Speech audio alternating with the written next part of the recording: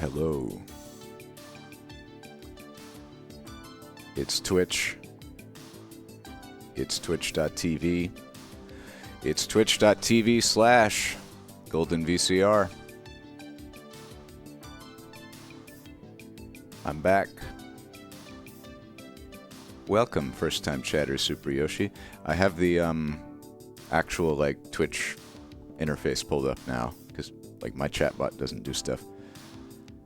My chatbot doesn't show me first-time chat or somebody subscribed or whatever, and that's actually important now because I have got the affiliate status. Oh man. I also haven't showered. Howdy. My hair is getting a little longer to the point where if I wake up, if I roll out of bed, I got rolled out of bed hair. But I was very tired. I drove all day yesterday. But I'm a professional. I'm committed to the tapes. So I got up and we're ready to go. Good morning, everyone. I am feeling better. I'm not sick anymore. Knock on wood. I just feel normal, and it's so great. Isn't it great to feel just regular? Oh no, y'all getting ads? So yes, this is the thing now. Thank you for the unofficial raid, Noah. Yeah, it's pretty much normal, I think. So we got the features now, which is now. Oh my God, subscribers, Genesis. Wow. I have to say, you guys are. I got affiliate status. Good morning, Land144. Land144 is the very first subscriber to Golden VCR. How about that? I can't believe I have 15 see, y'all are very generous to be supporting the channel with your subscriptions when I haven't even made there be any reward for that yet. There's no real incentive beyond what Twitch provides. So thank you so much. I gave Golden VCR fun points to the first 8 people who subscribed before the stream. And I will manually give some points to the rest of you. So yeah, affiliate. The downside of affiliate, right, is you have to deal with ads. I don't think there's a way to not have Twitch run ads on your stream once you're affiliate. But I wanted all the fun features. I wanted polls and cheering and stuff. So I got that. I got that squared away. And I've done some. Thank you all. I've made some changes to the platform, the goldenvcr.com platform that supports these streams, so that now if you cheer, it will automatically credit you Golden VCR points equal to the number of bits that you cheered. And another announcement, the ghost alerts have been, to celebrate getting affiliate status, the ghost alerts have been changed in price from 500 Golden VCR fun points to 200 Golden VCR fun points. I think that's more in line with their actual value when you bring bits into the equation and tie them to U.S. currency. So tie them to U.S. currency in a conceptual sense, not in a financial sense. They are not Golden VCR fun points. I will reiterate, have no monetary value. But another fun thing you can do now, if you cheer exactly 200 bits, like runt.exe just did, thank you. If you cheer exactly 200 bits and you include in your message ghost of blank, ghost of whatever you want to see, ghost of a crab, ghost of something, then that will automatically submit a ghost alert through Golden VCR using those fun points that you just got for your bits. So if you go to goldenvcr.com though right now, runt.exe, and you've connected, you've logged in with your Twitch account, you should have those 200 Golden VCR fun points, and you can submit the ghost alert the old-fashioned way. Golden VCR Fun Points cannot be used to purchase products and services. They are simply a digital means of my expressing appreciation for your support in the form of tips. There is no direct exchange. The alerts are not a product. We're all just having fun here.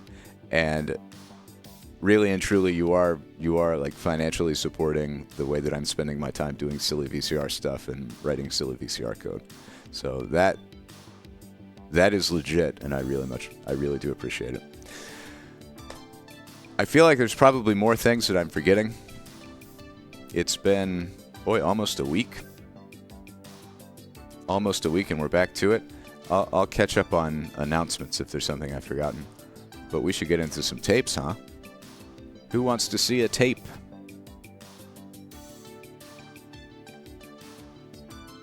Oh boy, and my mods can do polls. Thank you, mods. I probably don't even have to do it. Haley92, you sent me the sequel to Kids for Character. Excellent. Thank you. I'm going to have to take a trip to the post office. I turned on informed delivery with USPS, and I got one email at one point that was like the previous owner of the P.O. Box's junk mail. Oh my god, it's there. Okay. Yeah, informed delivery does not apparently tell me about packages to my P.O. Box. So I'm gonna go out there maybe today. Okay. What tape y'all want to see? Let's explore. Some of the ones that have gotten interest in the form of people favoriting them, which, by the way, log in here and favorite the tapes you want to see. We've seen a lot of love for... So first of all, we have to acknowledge Tubby the Tuba, which I think, Bella, you were saying you wanted Faylina to be here for. Other things that have gotten interest are Van Gogh Passages, Folk Art Basic Fruits and Animals, Lion the Witch in the Wardrobe, Why Did the Bus Stop? Let's see, what else? Out of the Jungle, Coping with the Reality of Teen Peer Pressure, Content Warning, Teen Suicide, Sedona, Navy SEALs, I Am Your Child with Jamie Lee Curtis and LeVar Burton. Everyone wants Tuba. Bella Bunny has to tell us if it's Tuba time or not, because Bella Bunny wanted to share this experience. Are we ready for Tuba? We're Tuba-ing? All right. Hell's bells. We're Tuba time now. It's 3 episodes of Tubby the Tuba. Let's do it. Let's do it. And thank you again, everyone. Good morning. Thanks for being here, and thanks for your support. I'm going to get some Golden VCR Fun Points rolling on these new subs.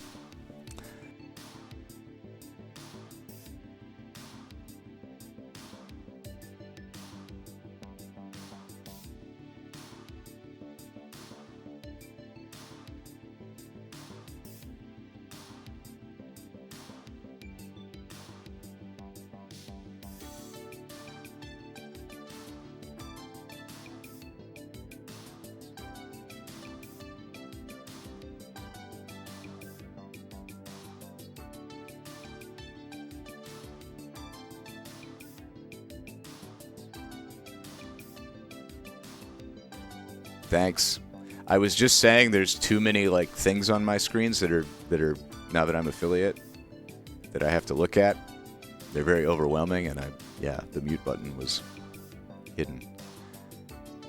I don't really know how ads work on Twitch. I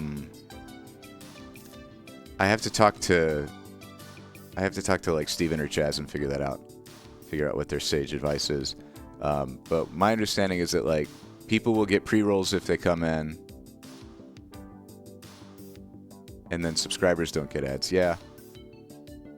Okay, well, let's tell you what. Let's not worry about it right now. Let's watch Tubby the Tuba.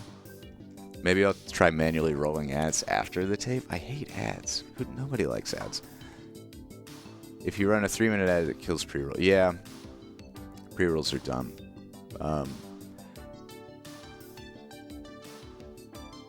Yeah, I'm not. What I haven't figured out yet is if the Twitch like automatically rolling ads during your stream is something that you like have to opt into, or if they'll just do that, or if it's just pre-rolls that are the one like Twitch imposed thing.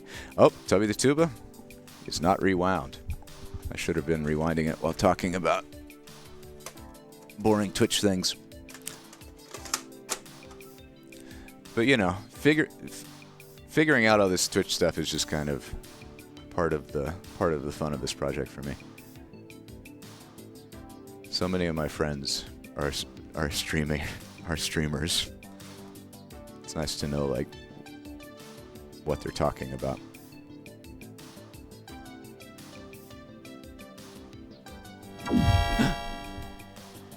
Ghost. Tuba the Ghost. Tuba the Ghost. A ghost of Tuba the Ghost. I like it. So here's some other, while this tape is rewinding, some other technical things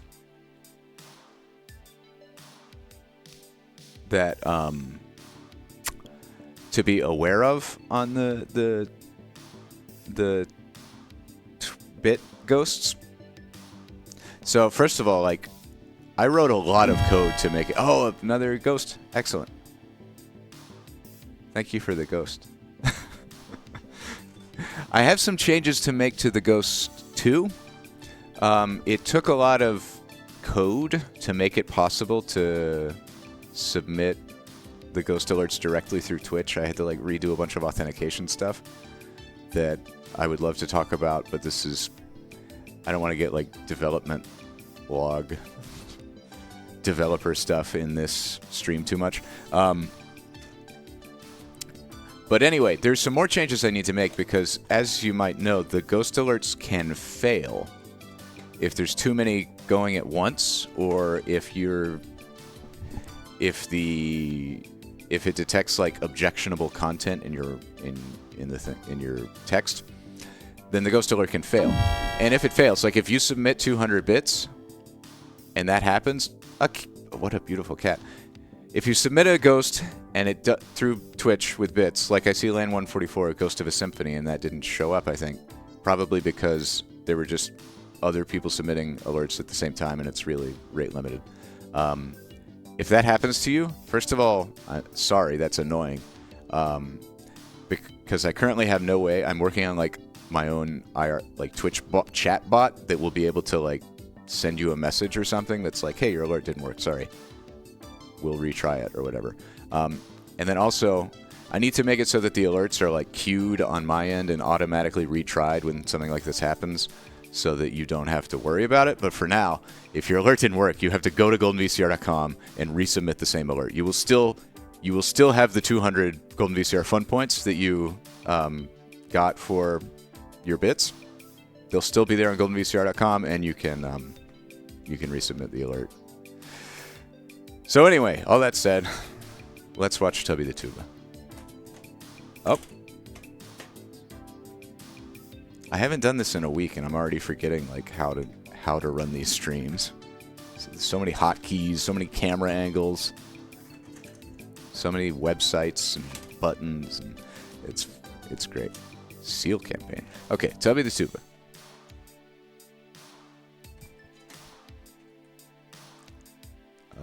Let's see here.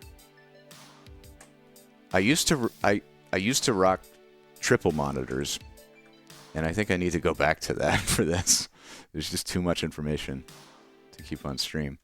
And let's activate and play Tubby the Tuba from the Kid Video Club. This one was sent in by the Bella Bunny, and it's finally time. It's finally time for Tubby.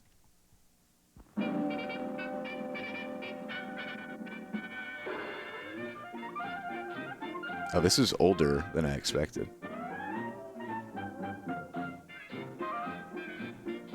Man, there's so many things happening that I don't even know what they are. Like, I understand a hype train in principle,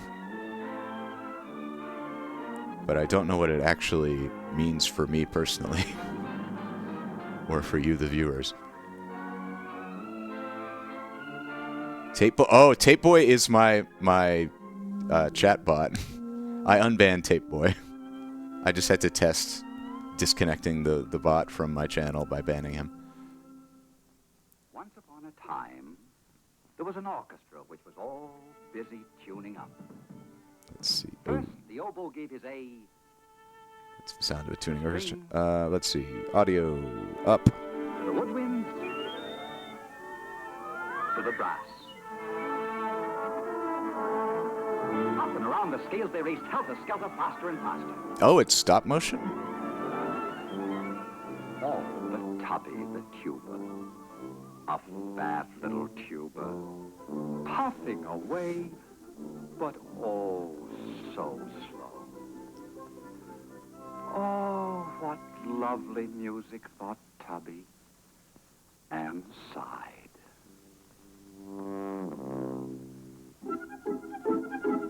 This is horrifying, and I love it. Said people to piccolo.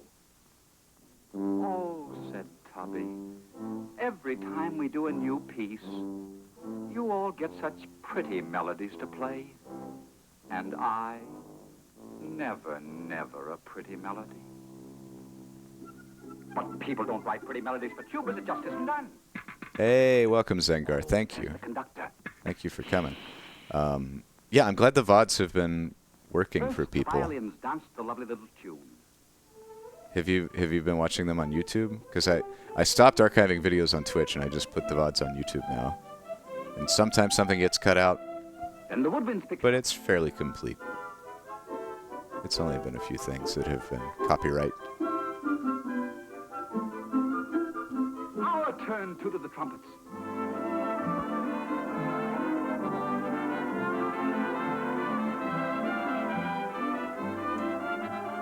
And the rest joined in.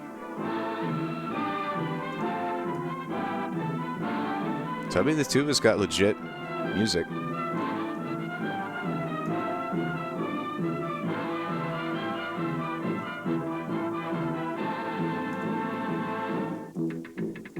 Tubby, said the conductor. Tubby. Whew. Tubby, what's the matter? Please, sir. I thought it would be so nice to dance with the pretty little tune instead of going paw, all the time. Dance, laughed the violins, dance, well, really.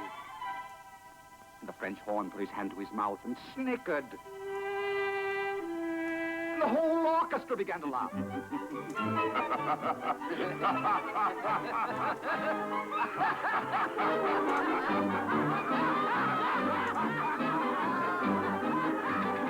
it, cried the conductor. Stop it, I say. Tubby. What is going on? Please, sir. Add permitted term. I don't like that French. Rehearsal was over. And Tubby went to the river and sat down on a log. Is Tubby gonna come out on top in the end, or is this the moral of the story? It's not okay to be Tubby the Tuba. Bug up, lovely evening, bug up, I said lovely evening, clunk, clunk, clunk, clunk. I said beautiful evening, hello, bug up, hello, hello. Bargop? What is going on? But Tubby just sat.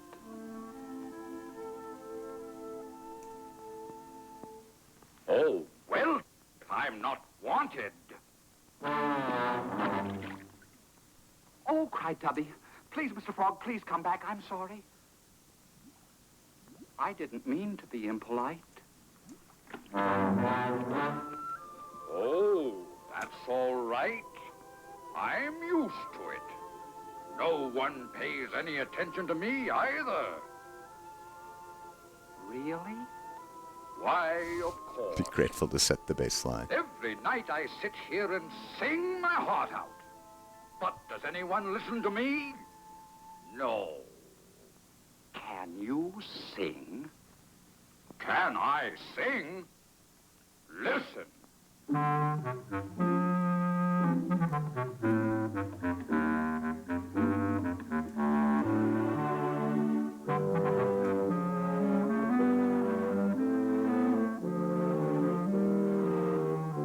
Thank you all for the subs. I don't even have alerts to acknowledge the subs yet.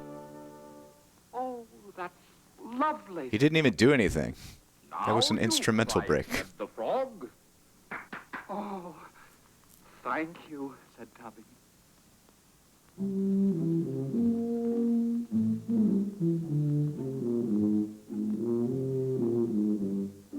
There's something horrifying. There's something a little terrifying about him blowing into his own blowhole on his body to inflate himself. You know you should try that Oh, with your orchestra tuxedo cat. sometime. Oh, I will. Goodbye, Mr. Frog. And off when Tubby as happy could be. The next day, the orchestra was busy tuning up What is and this from? buzzing with excitement over the arrival of the great new conductor. Apparently this episode is called You Don't Know What You're Doing.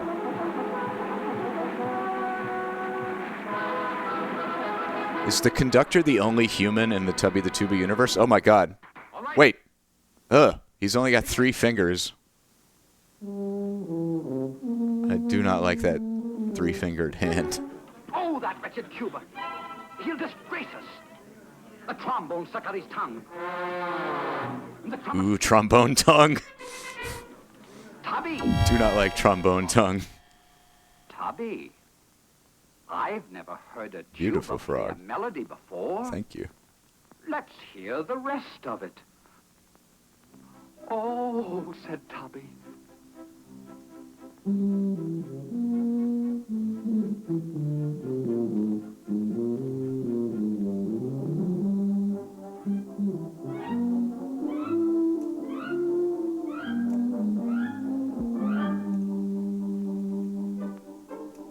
Why, how perfectly wonderful. Please, Tubby, maybe sing your song too. Thank you, thank you. I'm glad to have affiliate, and I'm mostly just really...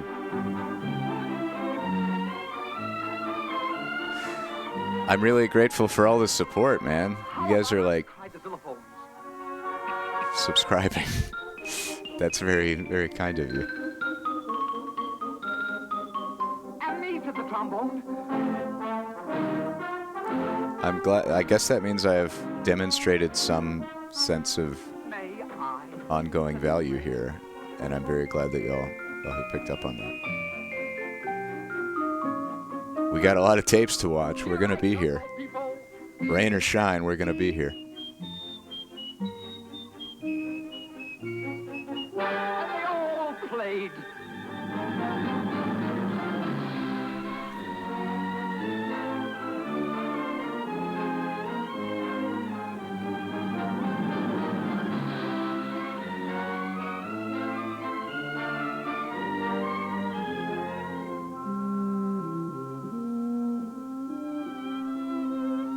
Yeah. Yeah, I don't love it. I don't love that we have to have ads now. Well, we've done it, haven't we, Tubby? But so many of you have subscribed Too, don't we? that you don't even have to watch them. How happy I am. Amazing.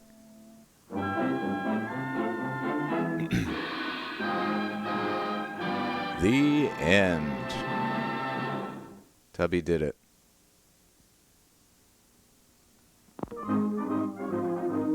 A waif's welcome? It's not even... That's not even on the thing.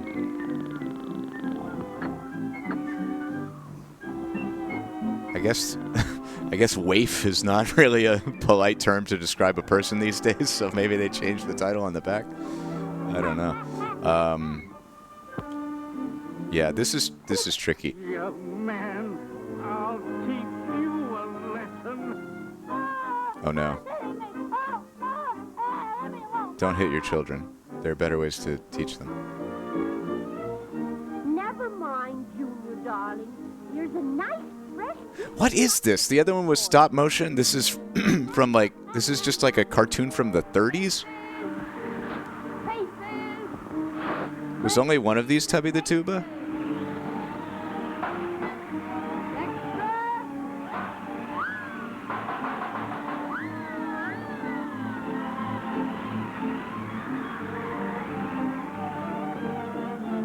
So this is from the, it's a sick logo. The Kid Video Club. Join the Kid Video Club. There was once a membership card in here. We no longer have it. Yeah, so this was like a subscription thing. Copyright 1988, Embry Marketing. Toronto, Ontario. Thanks to Bella Bunny, we're getting exposure to Canadian tapes. So this is just like a company that bought the rights to a bunch of old cartoons and put them on tapes and sent them to you. I had a home like this. Yeah, exactly, Florfana. So Tubby the Tuba was just the most appealing character they could find to put on the cover. Let's see. How would you like to live with us? Who else do I need to add to my list of subscribers to manually credit and thank?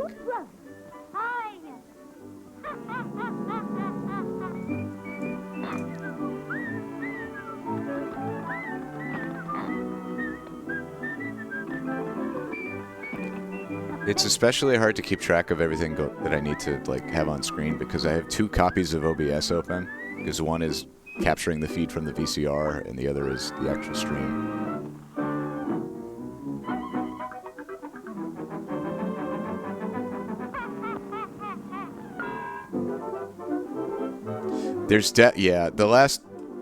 We watched a Santa tape of this vintage, and there was definitely a lot of casual racism in that one.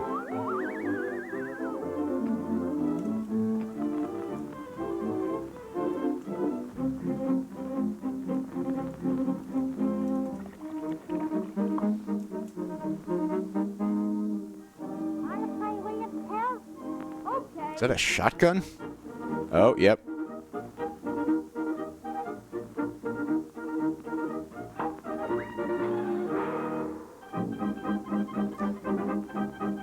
Don't play with guns in the house, kids.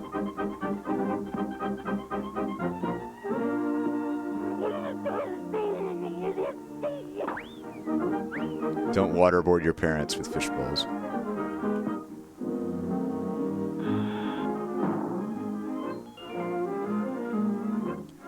If you have subscribed today or previously, I am now giving you VCR points.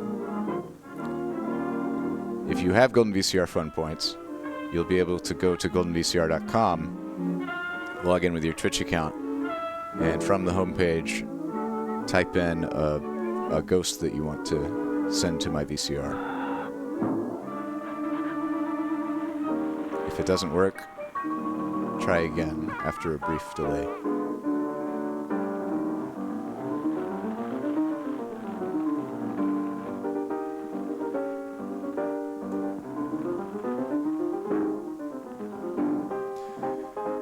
Also, if you missed it, if you cheer, if you send bits, you will get an equivalent number of Golden VCR Fun points credited to your account automatically. And if you cheer 200 with a message that's ghost of something, that will automatically redeem a ghost alert with your 200 bits. Ghosts are 200 points now instead of 500.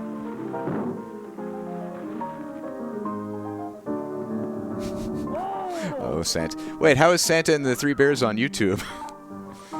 When I uploaded the VOD, that got copyright matched and had to be trimmed out of the VOD. That's great.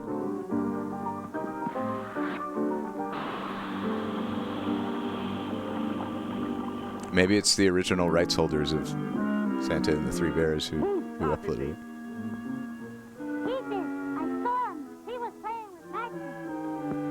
This is definitely not as entrancing as Tubby the Tuba. You go back where you came from.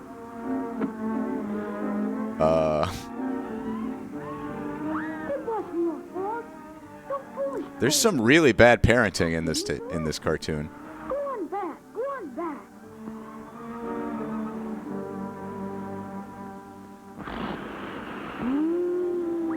This is called the something waif.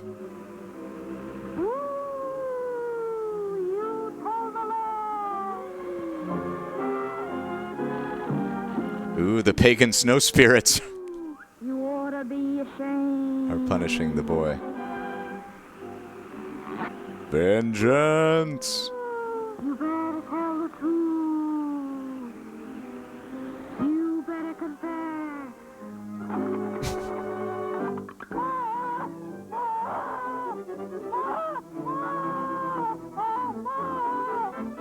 I did it. It's my fault. I started the fire. So, for example, if someone were to cheer 200 bits with a message of Ghost of Pagan Snow Spirits, then it would show Pagan Snow Spirits. I'm not suggesting that you do that. But how that works on technically is that I receive the cheer, thank you very much for that, and then I contact the Golden VCR back in to credit you 200 points, and then I make another call that uses those points to submit a ghost alert.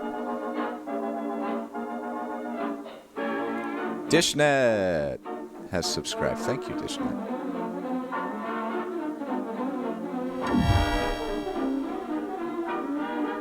Glossgloops. Oh god. Ghost of King Lysandus. Yes. Vengeance. Oh, where are we now? I don't know what the hell is going on, but I love this. Charlie Chaplin balloon.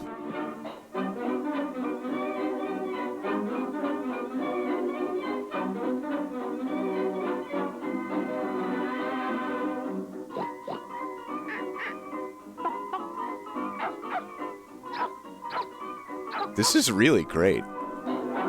I love all of these. The balloon wispy woods.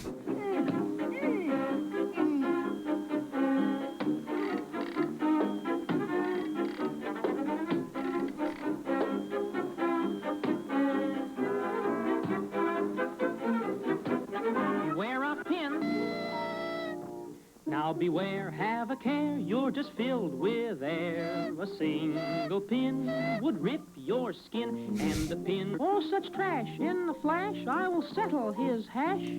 I'll bust right in and twist his chin. I'll get rough, I'll get tough, I'll just call his bluff. Did this tape skip something in the cartoon? Please don't go.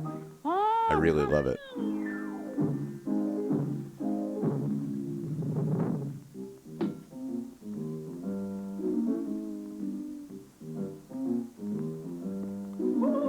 Yeah, this does have a very, like, early Mickey Mouse vibe, but with, like, much later production value.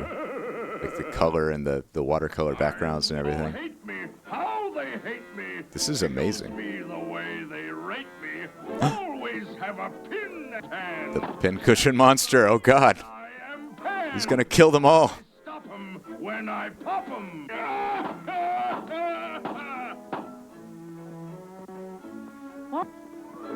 I'm not afraid of his...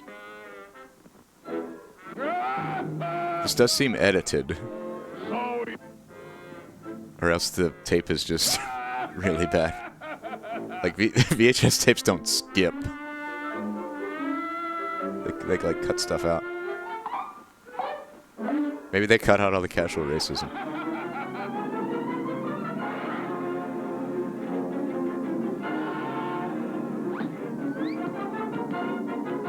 Yeah, this is absolutely a fever dream. Like, I'm just enraptured by this.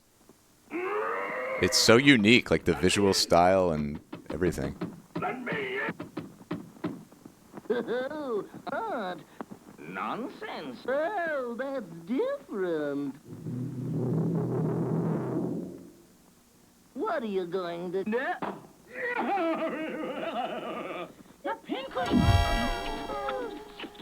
Oh no, don't massacre the infants. Thank you, Trill, for the pincushion monster.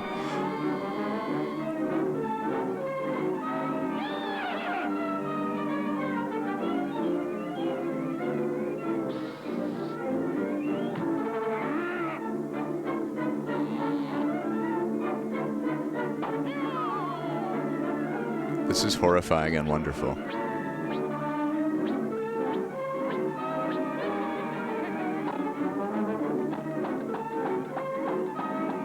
Oh a hungry little caterpillar.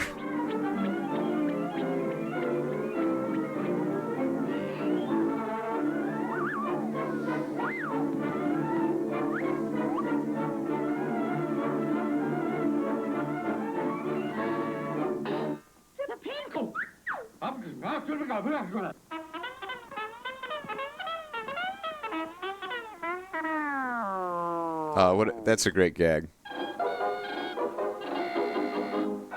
Blowing the horn deflates him.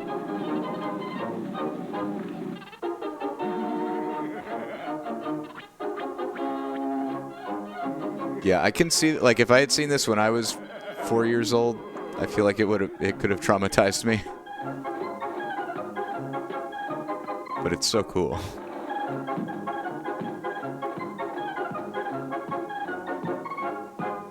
Those buckets of tree sap? What's going on? Bella Bunny. Oh. Oh! Oh! Contact. Tuba devouring his son. No, the 200 got in there. I love it.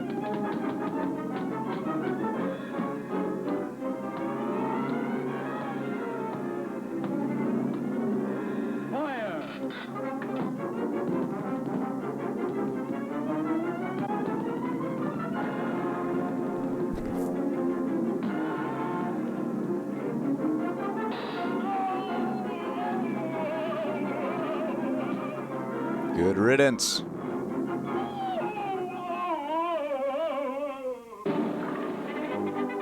I mean, the pincushion monster is just a mass murderer. Aw, they got a little kiss. Finis. Comic color. Okay, that was Tubby the Tuba was something, absolutely, but we have Warner Brothers cartoons now? I guess we do have 7. We're only at 23 minutes.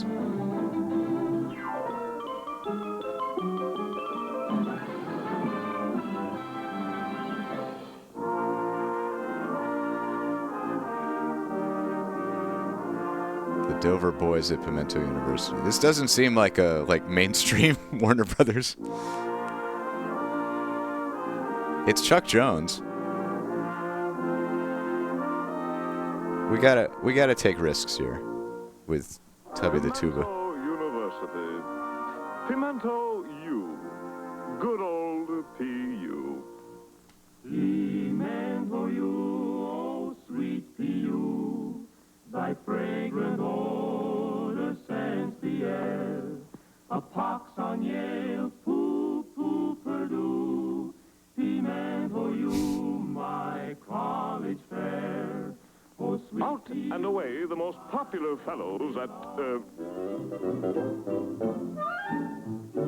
This feels like a good snapshot of college in the 30s. And away, the most popular fellows at old P.U. are the 3 Dover boys. Tom, the fun-loving member of the trio.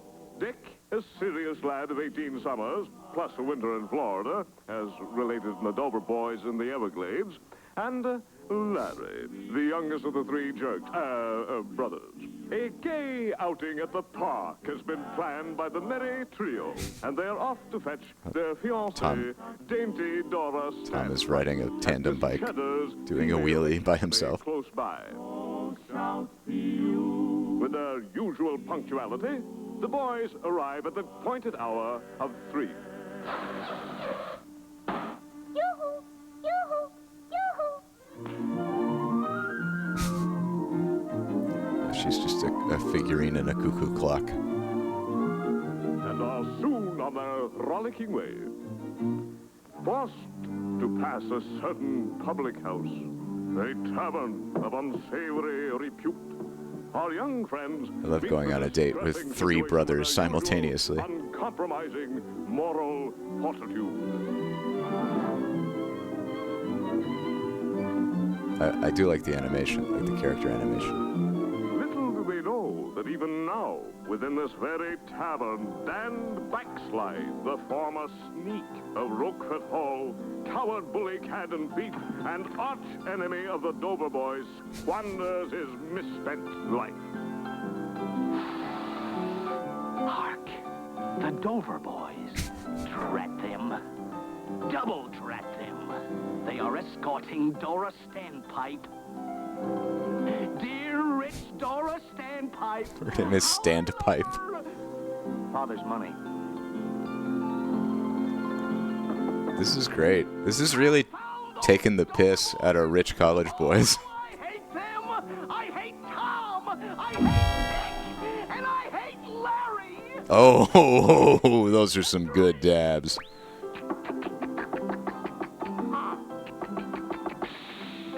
Confound them.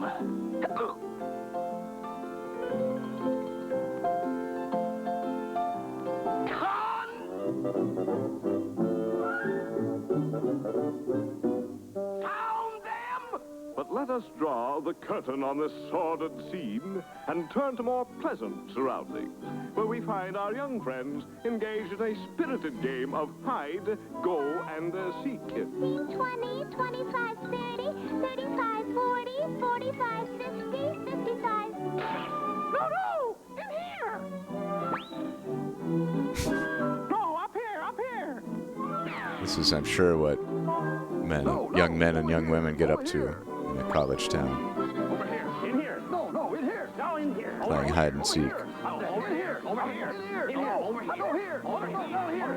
510, 515, 500. Over here! Whoops! Sorry. Over here! No! In here! The Dover boys. Then Dora must be alone and unprotected. You do, if you have a devilish plan, you do have to shout it. Steal it. No one will ever know. Loudly shouting your devilish plans. This is really great.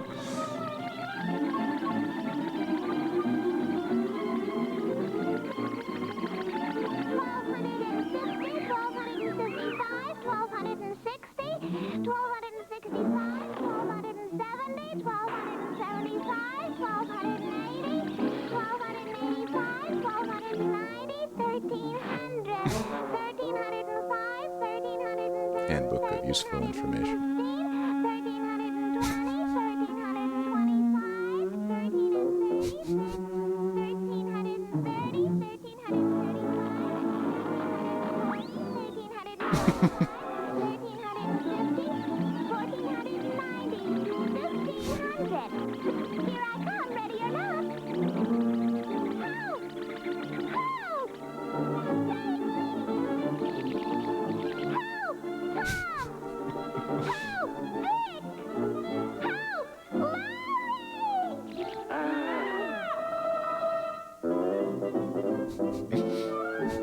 We're not rewinding for that.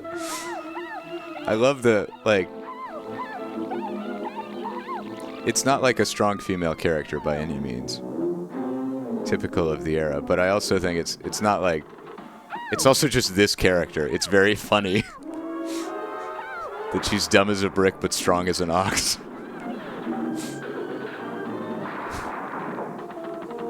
She's just like an NPC escort character in a video game. That has like infinite strength. Hold on. Can just yeet everything out of the way. It looks like an alert young scout. I love her. Just what it is. He'll not fail her, I'll venture.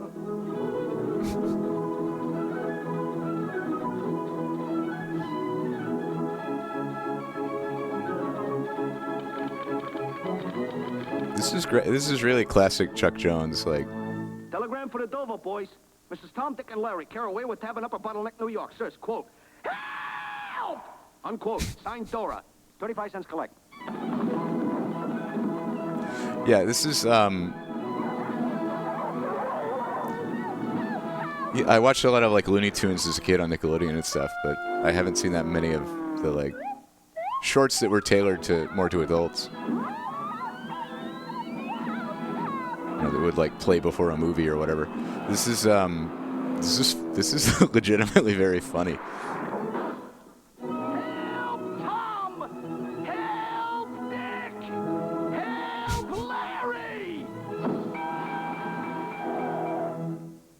Dora dear, sweet Dora dear, keep courage up and chin held high. The stalwart sons of OPU are here at hand to do or die. P.U. P.U. we're all for you. Yay, boo. Are the Dover Boys a recurring Unhand her, Dan, backslide. cartoon series? Unhand her, Dan, backslide. Unhand her, Dan, backslide. Yeah, everyone's an idiot. That's what makes it Stand up and fight. hilarious. Coward, bully, cat, and thief. Oh, you haven't been thrashed enough yet, eh?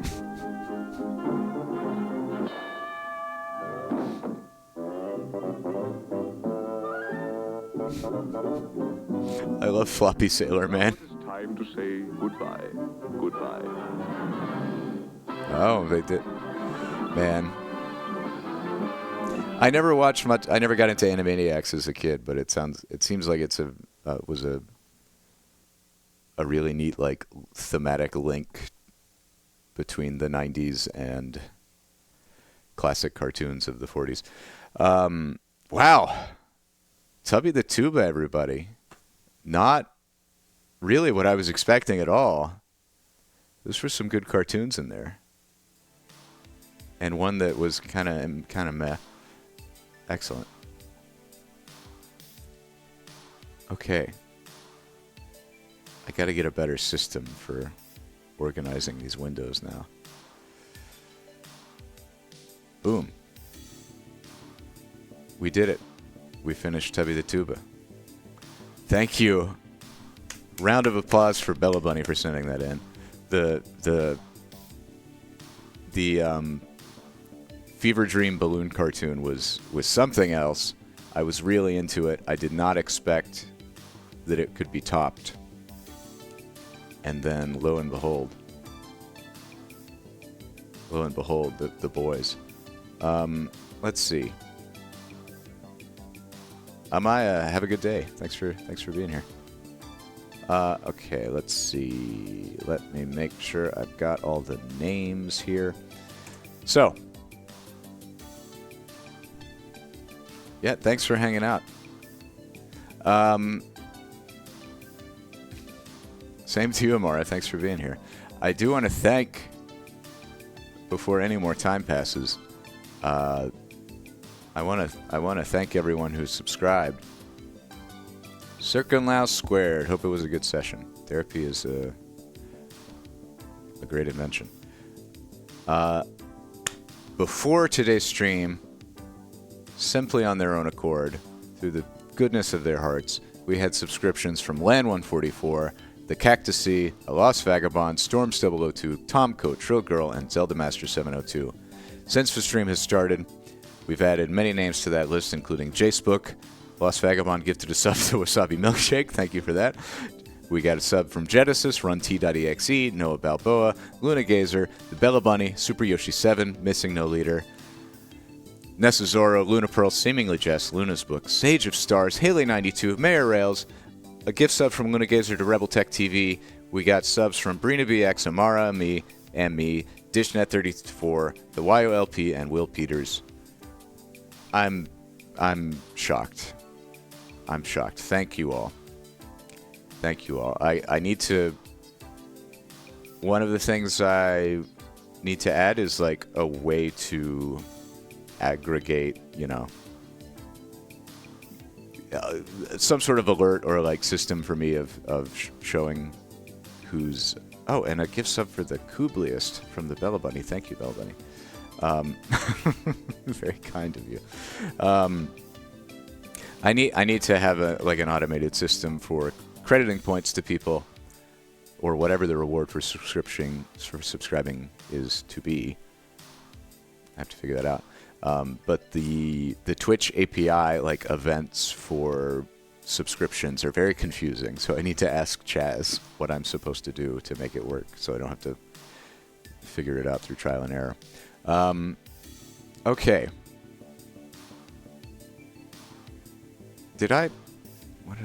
Where did I leave off on my giving points to people? Oh no. I'll figure that out. Okay. Well, what are we watching next? Wait. Oh, did the tape reach the end? let's see what we can watch next. Tubby the Tuba has been conquered. What else now? What are we thinking? Okay, we could do... We've done a children's thing. Oh my god, are we really running out of children's tapes? I gotta go to the thrift store and get more Donut Man. Let's see if there's anything religious. California Raisins also got a lot of love. Let's see. There's a lot of fitness potential here too. Like, I kind of want to do these on a Saturday and just do the exercises along with it to get some fitness in for myself.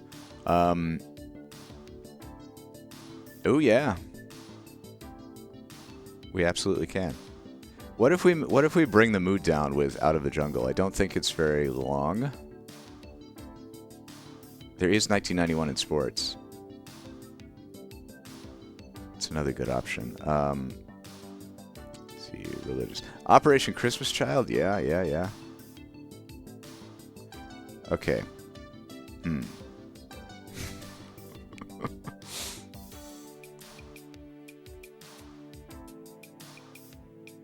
Yeah, we could do drumming. Let's throw some ideas on the pile. I think maybe a short one now. Operation Christmas Child is only 15 minutes. There's Operation Christmas Child, and there is Out of the Jungle, Coping with the Reality of Teen Peer Pressure. Oh, that's short. It's like 30 minutes. Christmas Child. Yeah, let's do Christmas Child, and then we can look at like maybe sports or drumming. So let's see. That's in Christmas as well. Grim.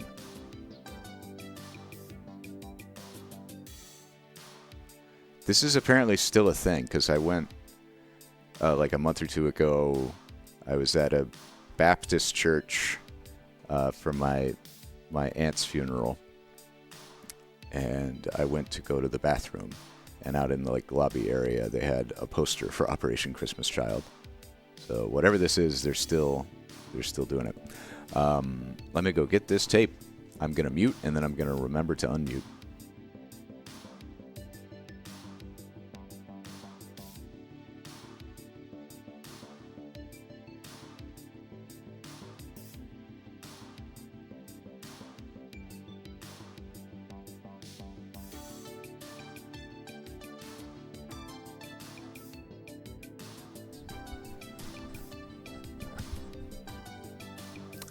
Operation Christmas Child. There's a box on a plane. A project of Samaritan's purse. So this contains a 10-minute segment, the Operation Christmas Child 2001 report, and then a 2.5-minute segment on how to pack a shoebox. Yeah, it seems a little... Let's just watch it.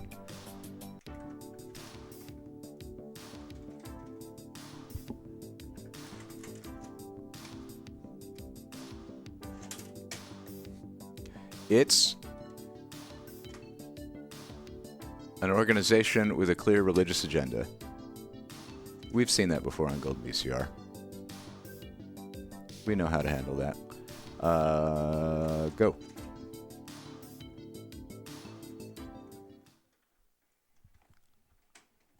Operation Christmas Child.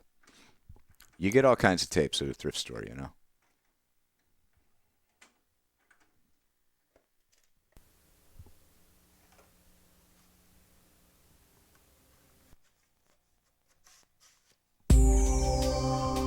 Ooh, such graphics.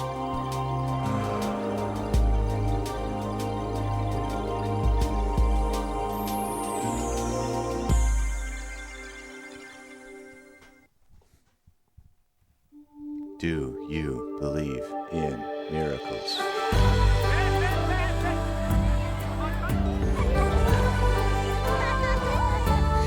Gonna turn this down a bit.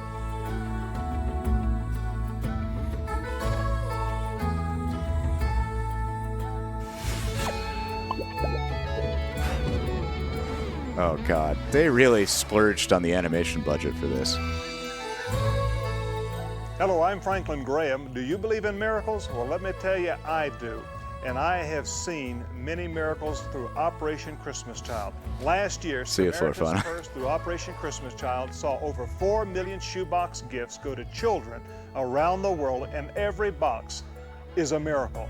And I want you to take the next couple of minutes and I want you to watch this story of Operation Christmas Child as we go around the world, sharing with you what God has done through gifts that you have given. More than 4 million. That's the number of shoebox gifts Samaritan's Purse collected and distributed worldwide through Operation Christmas Child this past year. Inexplicable Irish narrator. That's more than 4 million little hearts touched by what has become the world's largest international Christmas project for children. It's a special time to be able to demonstrate God's love. It's one thing to talk about God's love, it's another thing to show God's love in a tangible way. And the simple shoebox can demonstrate God's love in a unique way.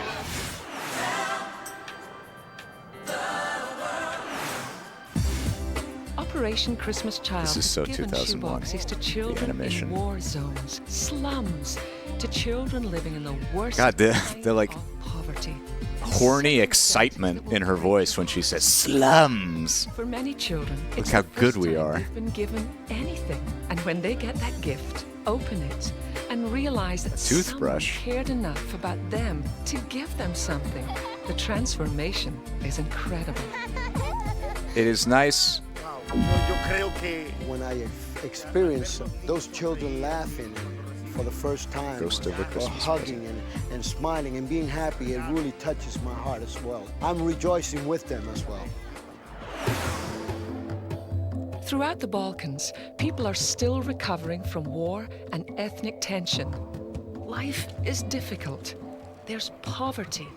Operation Christmas Child brought a message of peace to thousands of war-ravaged children and their families. For gypsies living in a Macedonian garbage dump, it was a pleasant surprise when trucks visited their settlement carrying, not trash, but shoebox treasures. These people here, they have almost nothing. So you see them in bare feet and things, so it's very good. When I see the socks here, and I'm thinking that it's really good. You know, and I know, this is not going to change our living circumstances. But at least the kids can see some light. I mean, charity, throughout the region, Operation as in Christmas like love Child and giving visited for your schools, fellow human, hospitals, is a good and thing. orphanages, bringing gifts and tidings of joy for In all my opinion, regardless in my of interpretation their ethnic background. of the Christian message, it is gifts. It's not just nobler to. It is noble to give without an agenda. Thank you for helping us evangelize our people.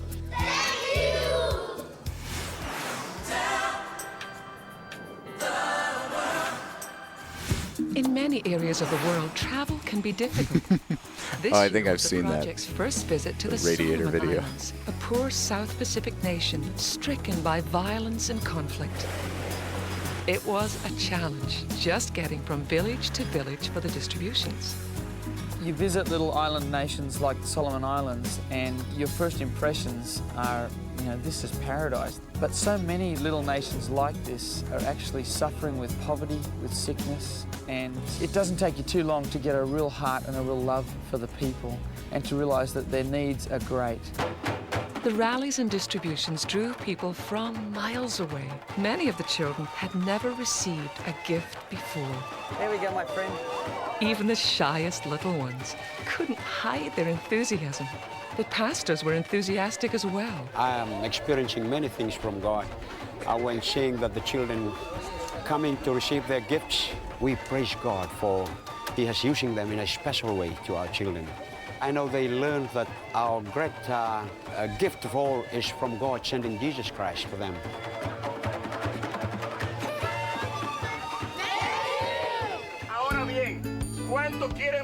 What's truly exciting is the fact that it's possible to present the good news of Jesus Christ, even in cultures that don't traditionally celebrate Christmas. The children are eager to read the gospel literature printed in their own language. A little loaded to like The pastors and members of the church's Operation attach Christmas your Works message of love excited to. about this program because it gives them a very effective outreach tool. Christmas is when Jesus Christ came to To a this earth. monetary gift. Samaritan Purse is a great friend for us. This operation is a real blessing for us. We don't have all the resources to give to all the kids of the home, only if Samaritan Purse put their hand with my hands and we go together to present Jesus in this manner. The concept is really very simple. Take an empty shoebox, wrap it up like a Christmas present, fill it with toys, personal items, some books, maybe a picture of yourself and a note. Drop it A off picture at the of collection yourself. center, and a few weeks later, The most precious gift of all. placed in the hands of a needy child in a far-off country. And it takes literally a small indoctrination army post. of people to make Operation Christmas Child work. We have volunteers, anybody from an individual that just comes in to volunteer to a lot of church groups come in, youth Okay. groups especially. I've caught up on giving points to people who have subscribed or received gift Just going wild subscriptions. here. We can't think of a better way to spend the I holidays. had to go into the database and look at the history to figure out where I left off in the list. You're sorting a box, or I'm a you're little handing scatterbrained out a right box. now. We'll all get the same reward for what we've done, you know, in the lives being changed and making sure that the gospel's being spread through a shoebox. But first, the shoeboxes have to get there.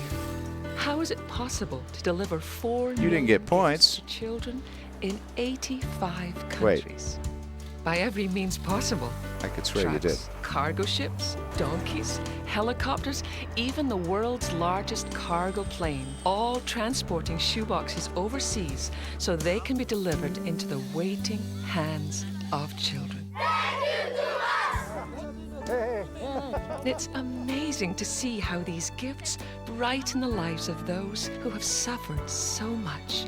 How wonderful to see a child's face light up and see the pain disappear. Sometimes you have to Operation Christmas refresh Child the has page become a tangible to see your example points. of God's love and hope, demonstrating how a simple gift can make a world of difference in a child's. But I gave you more points, Bella Bunny, just because.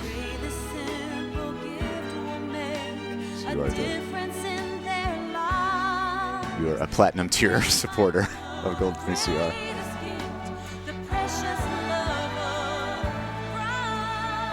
Oh, this song. I liked the flood song better.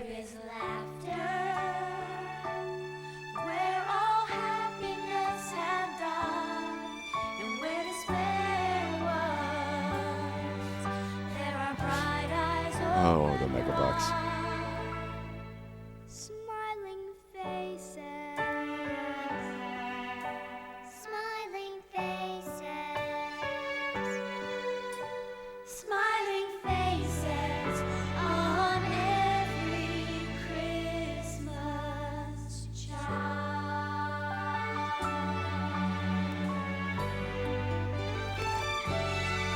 Smiling faces on every Christmas child. Thank you. Hola, muchas gracias. Thank you. Thank you. You did it. Well, as you have seen, Operation Christmas Child has touched the lives You of fixed the many world. children. And we've been able to do it in the name of the Lord Jesus Christ. Of course, at Christmas time, this is a time we celebrate the birth of our Lord and Savior Jesus Christ. And what better gift to give to a child is a gift in His name and be able to tell that child about the true meaning of Christmas. I hope this year you'll participate Oh, with they're in Operation Boone. Christmas Child, that you'll get your family and friends and your schools and churches involved. And most importantly, we need your prayers. And I believe if everybody who gives a box prays for the box and for the person who's going to get that box, God will use us in a mighty way to win many of these I children. don't pray much anymore, but I don't think I've ever Thank prayed you, for a God bless box. you. And please, we need your help this year with Operation Christmas Child. I'm Franklin Graham. Ah, Franklin, watch out. It's coming right for you.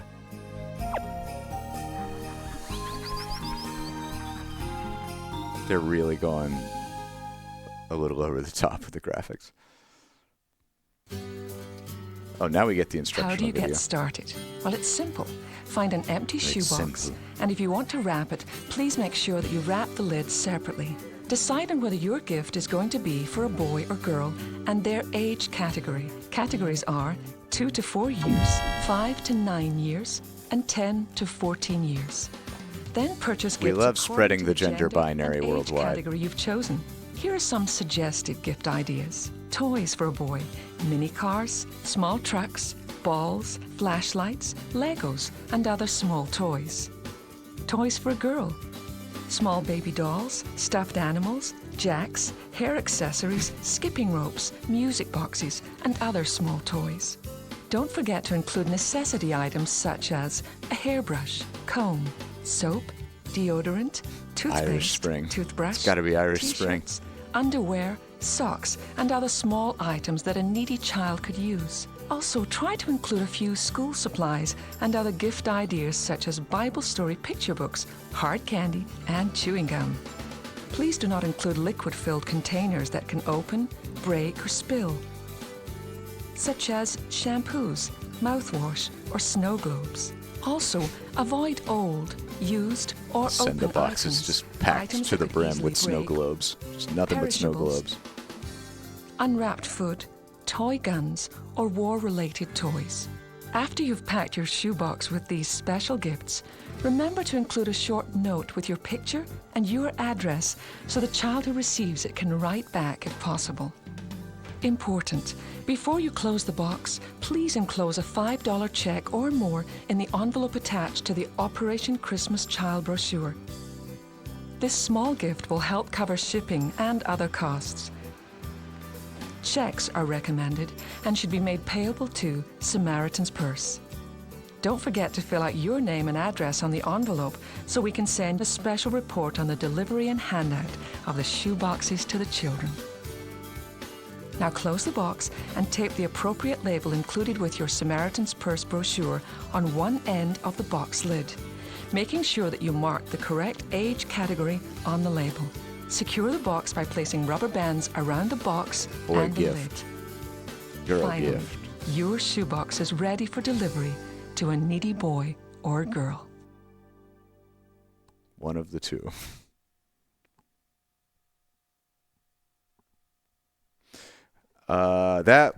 I'm gonna say is it. That was Operation. What a fascinating look at the state of computer graphics in 2001.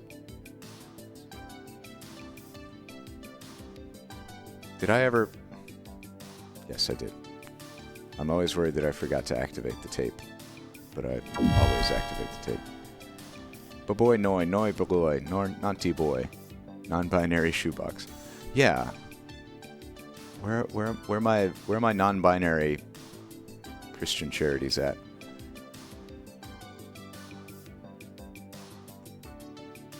Okay. Thank you, Operation Christmas Child. Thank you for your service. You're going in the back to the thrift store pile.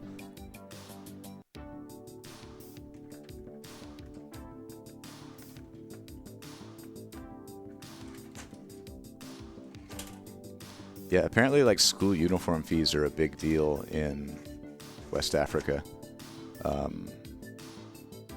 And like even in countries that have passed laws about like fixing the prices of school uniforms, it's like a way that schoolmasters and teachers can like squeeze money out of people by like overcharging for school uniforms. And it keeps a lot of kids out of school. But obviously it's a complex issue with many more factors than that. I just saw a Vice thing where they were talking to like a dude who became the education minister, or a dude who like was the education minister inside. I don't know enough about, I don't even remember what country it was. Okay. Operation Christmas Child. What a fun time. How about we pivot to Donut Man? No, thank you. We could do sports. Let's look at maybe a longer one. We could do, okay. Beauty of Sedona, drumming, or what was the other one? Well, I've already forgotten. So it's probably not that pressing. Oh, there was sports in 1991 or drumming. Hey, can we get a poll? How do we poll? Can we get a poll for Sports Illustrated year in 1991 sports history or Pearl Introduction to Drumming featuring Eric Singer?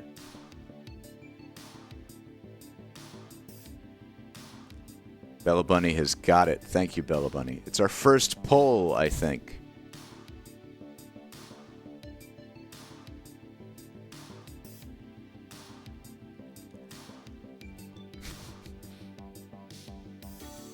Hooray.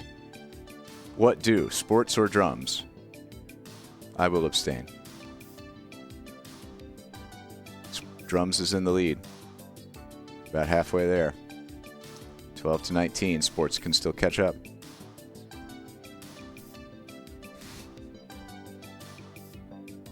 Sports can still do it. 13 to 19. We got another vote for sports. Oh, we got more drums. Okay, I'm going to go get drums. Pearl presents An Introduction to Drumming featuring Eric Singer. And it's drums.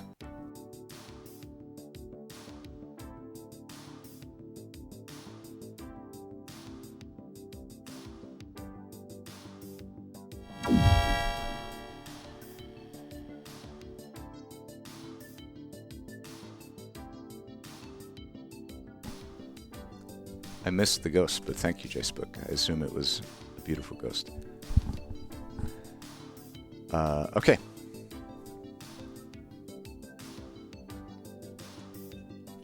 We got drums. I do have to, let's see.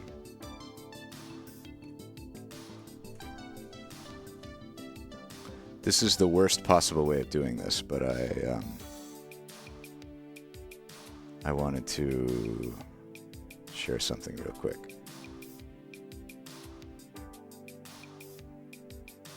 So, as you know, I was just in Birmingham. I just got back. I was there to hang out with my sister and our dad, and to hang out with the nephew that I've never met. And my dad is a drummer, and so he got out the drum set for the boy, and the boy really enjoyed it. This is a bad way of showing this. You get no audio.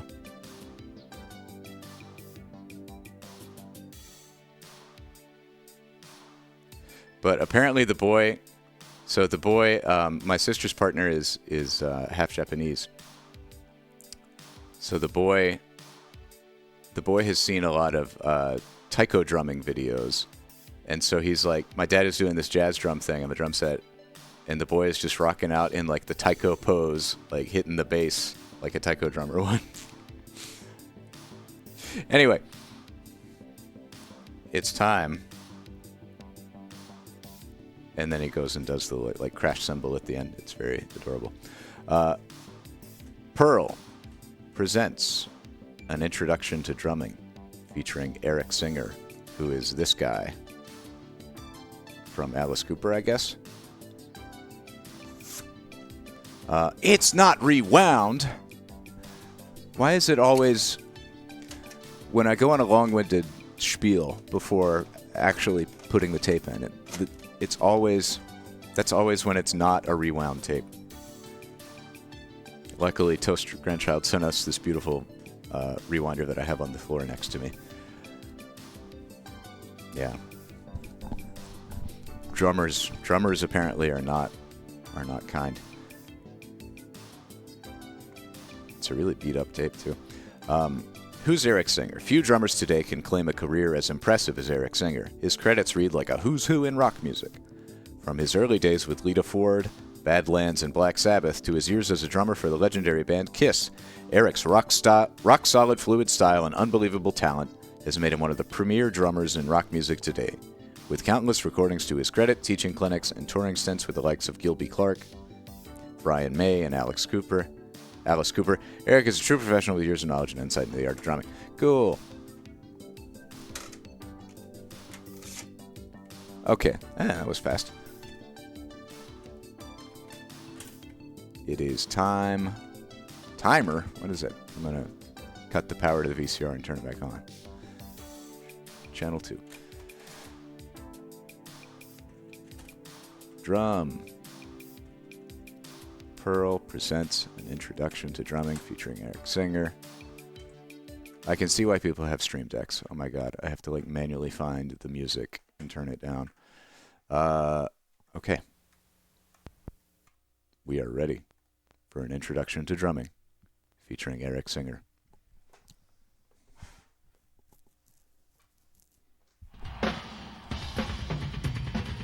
Yeah, I got it. I played the snare drum in beginner's band in middle school, but I did not stick with it. I can do like basic drum rudiments and rolls and things, but a whole drum set seems like a lot. Let's crank this up a little bit.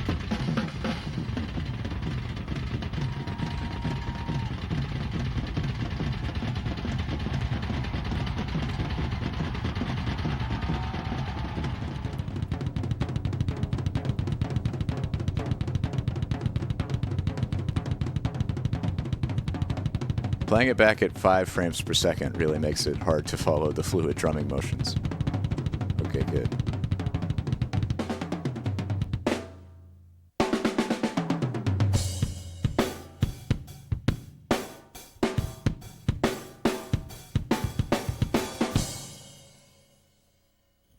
Hi, I'm Eric Singer, and I'd like to welcome you to the world of drumming and congratulate you on your purchase of what I think are the best drums in the world, Pearl.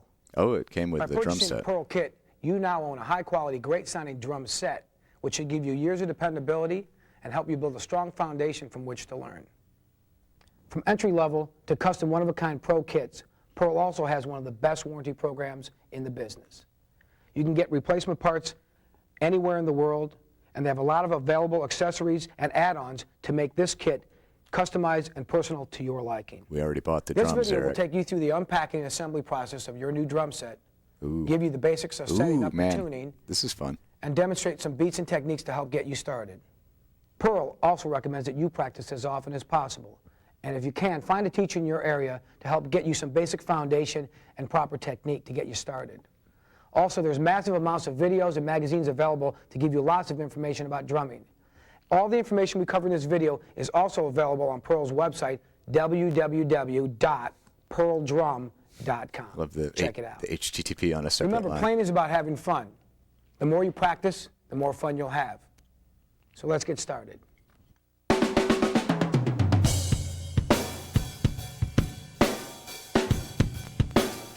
I'm excited to see the drum setup process video, part of the video. Because when I was a kid, when I was real little, my dad would take me Your set came to. packaged in 2 boxes marked A1 and A2. He would play like And if you big purchased dinner Pearl clubs cymbals, it would have come for like in a stage-ready big band performance ballroom pack just like dancing and this. stuff.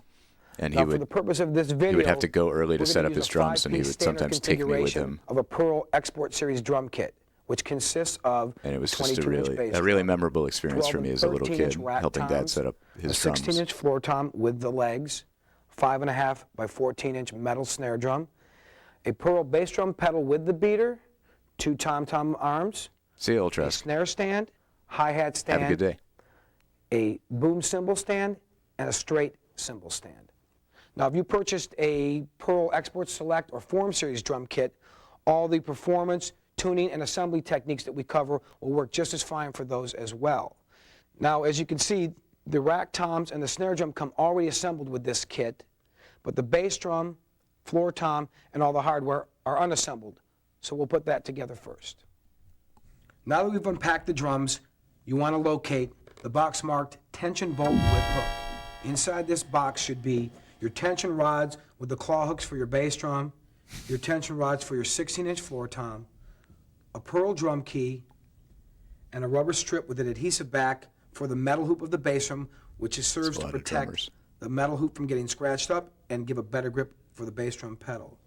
Now we're going to install the drum heads on the floor tom first with the batter side on top. So you want to place the floor tom on your work surface with the floor tom leg brackets closest to the work surface. Now the batter head is the head which goes on the top of the drum, which you use to strike or hit the drum. And with a Pearl Export Series kit, Thank you for you'll get two types of Thank you heads. for defining the word Close strike on for head, us. which goes on the batter head, and a Pearl logo head, which goes on the bottom or resonant side of the drum. And if you purchased a Form Series drum kit, you'll get two Pearl logo series heads, and they can go on either the top or the bottom. They don't make them out of vellum anymore? Now you want to grab your 16-inch steel hoop and place it on top of the drum head. Line up the holes so they line up with the lugs or the tension casings. And you want to grab one of the tension rods, place it through the hole, and feed it in to the tension casing.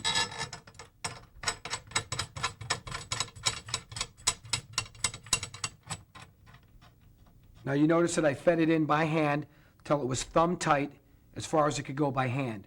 We want to do the same thing for the rest of the lugs on top. Howdy, Snow Fox. We watched cartoons, and we watched some pretty good cartoons from Tubby the Tuba, and we watched Operation Now that all the Christmas tension rods Child. are installed on the top, make sure they're all even hand tight, and flip the drum over and do the same You thing missed some good cartoons, but not much else. with the bottom head.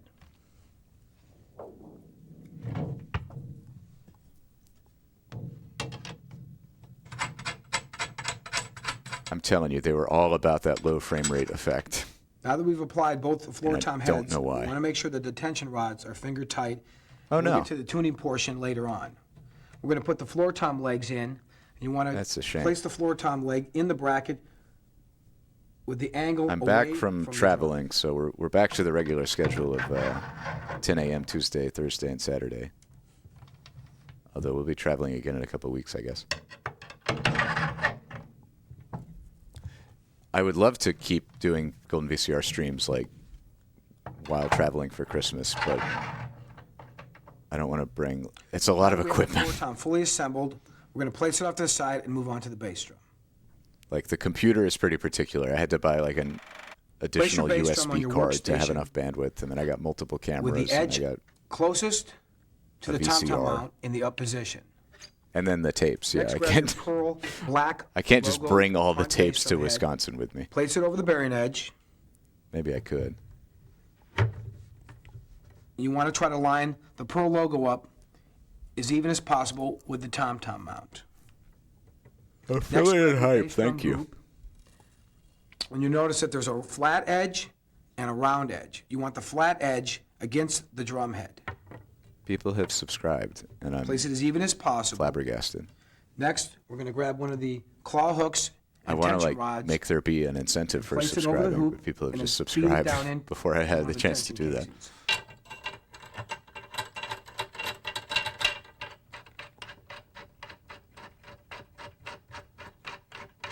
Too kind. Now do the same for the rest of them. Oh, Shiny Hunter John, subscribe. Thank you. I will give you some points as well. Remember to make sure that all the lugs are hand tight. Let's flip the drum over and install the other head. Find your clear Pearl batter head and install it with That's a shame the that logo in the position Twitch isn't notifying furthest you. away from the tom mount. I mean, that's annoying. Grab your hoop and don't forget about the round and flat edges. Put the flat edge on the side touching the head. And we're going to install the claw hooks and tension rods the same as we did the other head.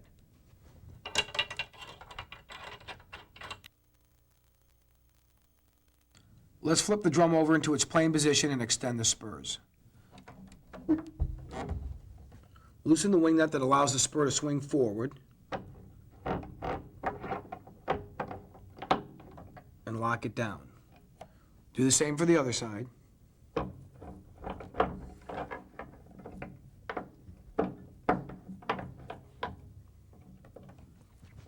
Now loosen the wing nut that allows the spur to telescope or extend out. Ghost, ghost, ghost, ghost. We'll do the same for the other side as well. Ghost of low frame rate. Yeah, it has trouble with. Sometimes it just gives you ghost if it doesn't know what to make of your You want to extend the spurs evenly on both sides. Another thing I want to do is improve so the ghost alerts. About an inch off the plane surface. Because there are new image generation models that are like way better. The spurs offer both a rubber and spike tip. Pearl recommends you use the rubber tip for most all plane situations. Never use the spike tip on any surface that could become damaged. Let's assemble the bass drum pedal. You should have a pedal assembly, a bass drum beater, and a key pack consisting of a drum key and an Allen wrench for making adjustments on the pedal. It really is appreciated. Like, unfold the pedal. It helps. It helps me to continue doing what I'm doing. Slide the spring over the roller till it fits into the groove. You'll notice that you have an adjustment here for spring tension. By loosening the top lock nut, you can use the bottom nut to make adjustments to tighten or loosen spring tension. When you're finished with your adjustment, lock the lock nut down again. Now you want to remove the plastic that came on the beater and on the footboard. Next, grab your beater and insert the shaft into the receiving hole, exposing about a 1/4 inch of the shaft through the bottom. Insert the shaft into the receiving hole. Tighten it up. Next, locate the rubber pad that we talked about earlier, and we're going to put that into the bottom side of the groove of the hoop on the batter side of the bass drum. You remove the plastic to expose the adhesive. Center it as evenly as possible in the bottom. Next, slide the pedal into position. Loosen the wing nut for the clamp. You might want to lift the bass drum up a little bit, slide the pedal into position, and slide it onto the hoop. Yeah, drum sets. I've like I said, I had early childhood experience with like the intricacies of setting up drums. Clamp it down evenly and firmly. Try to make sure that the pedals. Drum sets are very like impressive machines. Next, we'll do the rest of the hardware. They're like very simple machines. Open the bass machines. and place it on the table or the floor. But they're neat, and they're very shiny too. There's so many shiny things to be odd. Tighten the wing nut to secure the bass. Next, you want to locate your snare basket assembly. Yeah, my dad had Loosen the wing nut. When my dad bought a car, that was like the major consideration was, can it fit my entire drum set in the back? Tighten it back down. He had the big rolling. He has a big rolling case thing. Slide the basket assembly down into the bass. It's like, I don't know, the size of a little bigger than a radiator, and it has wheels on it. Open the basket with all the stuff in it. The basket doesn't open all the way up. So use the butterfly nut to loosen. Put the bass drum on top of that and sort of roll it in. Next, actually, it was kind of like a huge tower of drums on top of this rolling cart with thing. the white or batter side up, and place it in the basket with the snare throw off on your left side. At some venues, we got to go into the freight elevator. Once it's in the basket, you want to tighten and that was really, that butterfly nut again really cool to secure the snare drum. Be careful not to over tighten.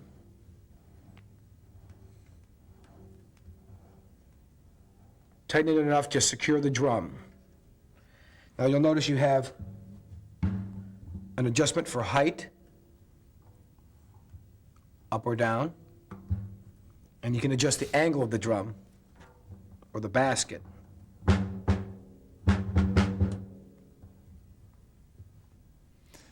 Next, we're going to do the cymbal stands. There's so much. Locate your cymbal stand.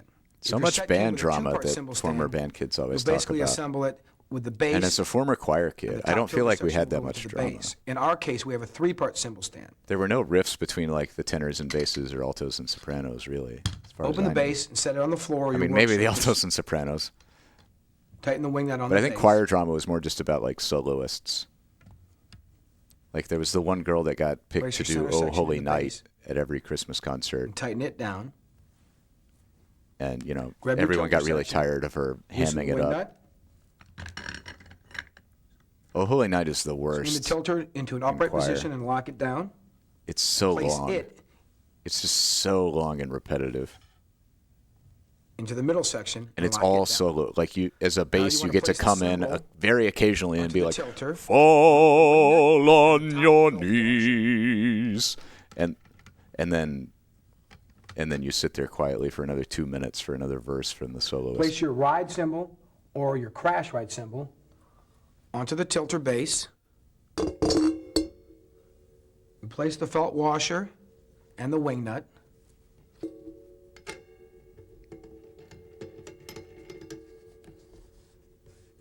Tighten them down, but be careful not to over tighten. You want the cymbal to be able to swing or move freely.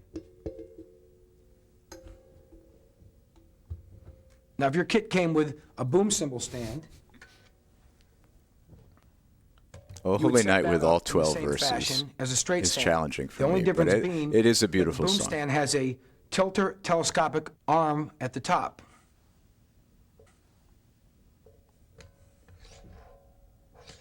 I mean, I suppose in band you have to like play bolero, You can make an adjustment in that fashion. which is Once you probably have the even adjustment worse set, than Oh Holy Night. there's a memory lock feature that you can slide down into position.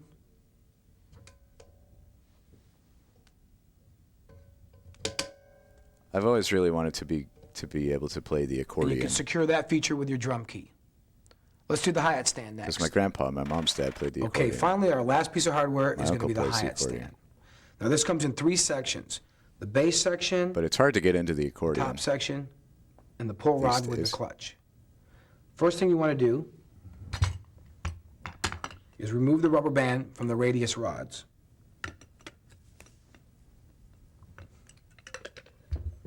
Then place the stand in upright position and open the legs. Also, I should get like coffee or Place the radius rods through something to eat. Y'all chill with Eric and talk more about band drama. I'm the bass frame. gonna be right back. I'll be in chat. Then you want to secure the legs, making sure that the frame is even with the floor so there's no rocking or tilting motion.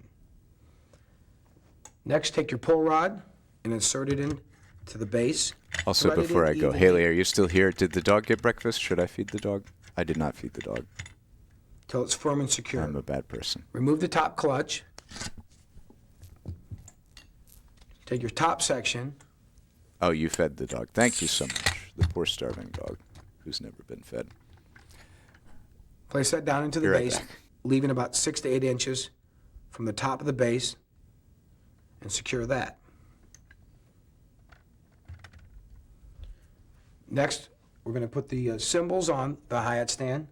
The bottom cymbal goes on first, and that would be the heavier of your 2 cymbals. In this case, we're using the pearl cymbals, and that's marked bottom cymbal. Put that cymbal face down over the rod onto the stand, so it's resting on the felt washer.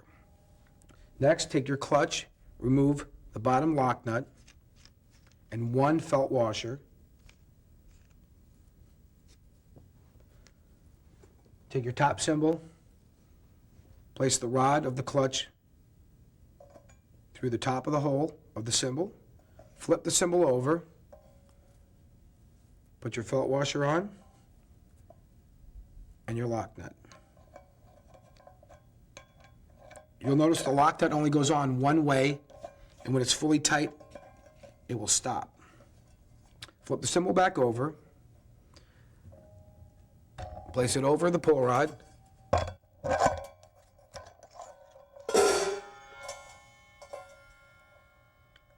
and leave approximately about 1 inch of space between the 2 cymbals. Now you'll notice that there are some adjustments on a hi-hat stand. The first adjustment is the top cymbal play or tension, which you can do by adjusting the nuts here on top. There's also the cymbal seat adjustment or tilter on the bottom here. And on this model, you also have a spring tension adjustment, which is used with the drum key right here. And also for extra adjustment on this particular stand, the footboard can be adjusted to swivel from side to side. And this is especially handy if you use a double pedal, which we will show you later on. You may or may not have purchased a throne with your kit. If you did, you would set it up in a similar fashion to all the other hardware. Open the base legs, extend them fully, tighten the bottom nut, pick up your seat, place it over the rod, secure it. In the case of this throne, you can adjust it by spinning it counterclockwise or clockwise to adjust the height. Now, Pearl strongly recommends that if you didn't get a seat, that you look into getting one as soon as possible, because you will be playing your drums probably for many hours at a time, and you will want to have good posture and comfort. Pearl supplies a whole line of thrones in many styles and price ranges.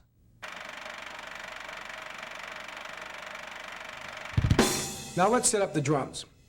If you have a piece of carpet or a rubber mat that you can set on the floor or the area where you're going to play, that'd be a great idea now to set that down. You want to place your bass drum in a clear area where you have easy access around the drums. Now we're going to put the tom-tom arms into the bass drum first.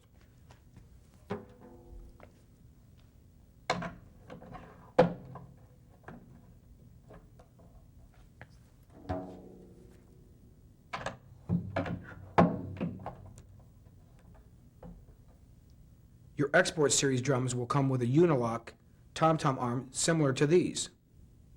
Make sure you leave the memory lock adjustments towards the outside for easy access.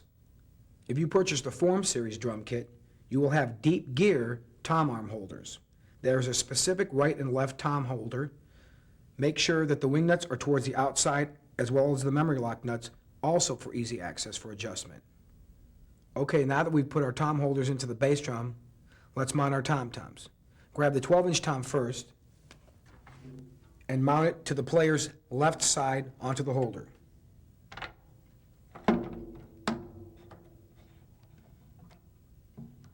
And tighten the wing nut.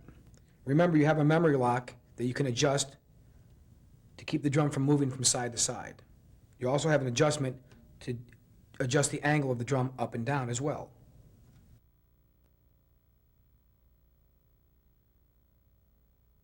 Now grab your 13-inch tom-tom and put it on the right-handed mount.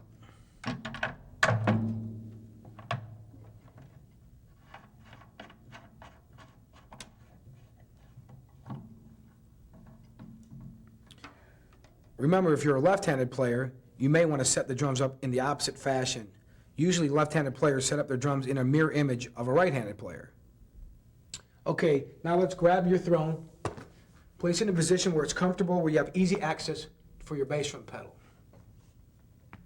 Now we want to place the other drums in position, our floor tom, and then our snare drum.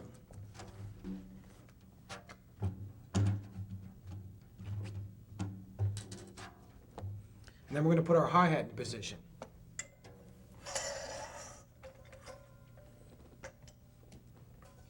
Remember, when you place the hi-hat in position, you want to get it where it's comfortable also, just like your bass drum pedal, where you have easy access to that pedal as well.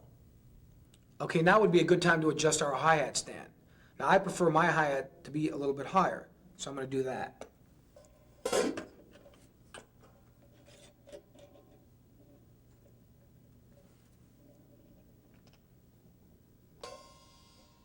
Don't forget when you adjust your hi-hat to allow about a 1-inch gap between the two cymbals so you'll be able to play it.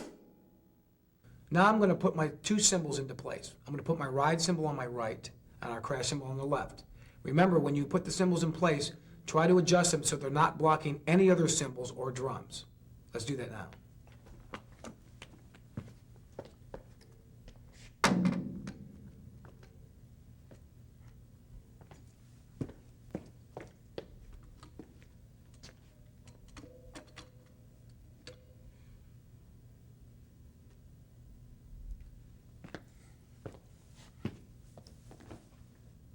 Now that we have our drums in a basic setup formation, this would be a great time to start making the adjustments to the different angles and heights of our cymbals and drums. Now, due to the fact that we're all built differently, some of us are short like myself, some of you are tall.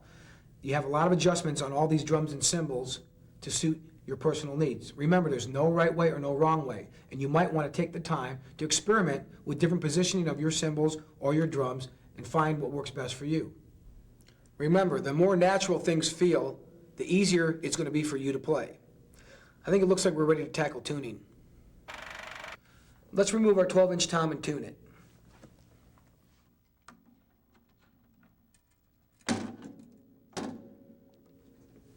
I'm going to place the 12-inch tom in my lap so I have easier access to the lugs. Now, if you remember correctly, we had all the lugs were finger tight on the drums. What we're going to do is take our drum key and start tuning the tension rods about one turn at a time, one full turn, and in a crossing pattern, and then a star-like pattern, we're going to go around the drum and try to evenly tension the head.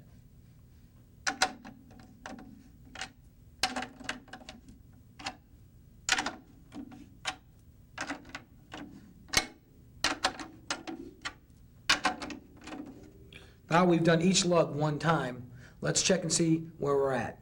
What we want to do is tap near the tuning rod at each lug and check the pitch. The idea is to try to get an even pitch all the way around the drum head. Now if you've achieved that already, then you already got the drum on tune.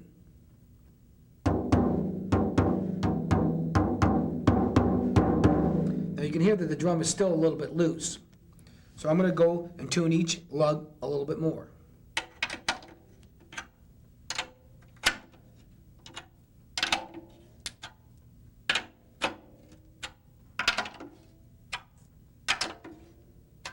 Let's see where we're at.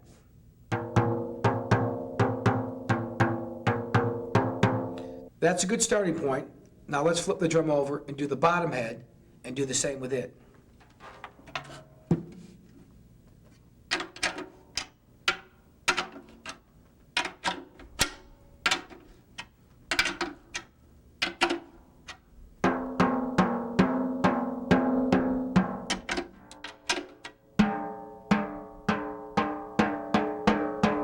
Now that seems like a pretty good starting point. Now what we want to do is talk about the relationship between the two heads, the batter head and the bottom resonant head. Now there's many options you can do for tuning. Some people like to tune the resonant head or bottom head the same pitch as the top head. Some people like it to be a little bit lower pitch to have a deeper tone. And some people like the bottom resonant head to be a higher pitch than the top head to create more overtone. Basically, when you strike your batter head, you're moving air and vibration down the shell, and it sets off the overtone or vibration of the bottom head. Now, let's see what our relationship is between the two heads. Now, right now, our batter head is a little bit lower in pitch than our resonant head. That's the way I like it. Let's put it on the drum and see what it sounds like.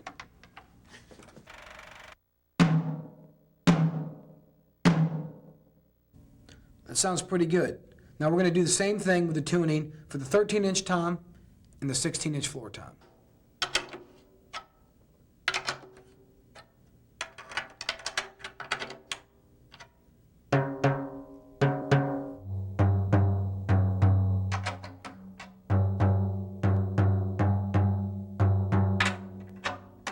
Okay, now that we've basically tuned our three toms, let's talk about pitch difference, or interval. An interval is the difference in pitch or tone between two different drums. Many drummers like to tune their drums approximately a fourth apart, which is something like this.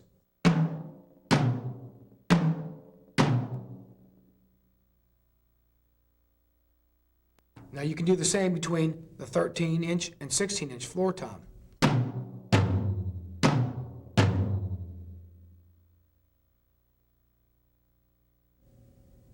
The idea is to try to get a nice even tone on each drum and get that nice interval from one drum to the next. A smaller drum usually will be tuned to a higher pitch, and as the drums get bigger, as we move through the kit, you would want to tune a bigger drum, of course, to a lower pitch. Now that we've tuned our three tom-toms, you want to use the same procedure and tune your bass drum and your snare drum. We've already done that with our kit, so what I want to talk about is the snare throw-off. And this is the feature that turns the snare either on or off. With the snares on, it'll sound like this. Hello. I have returned just when he's hitting the drum. With the snares off, for the first it'll time. sound similar to a tom-tom, but higher in pitch.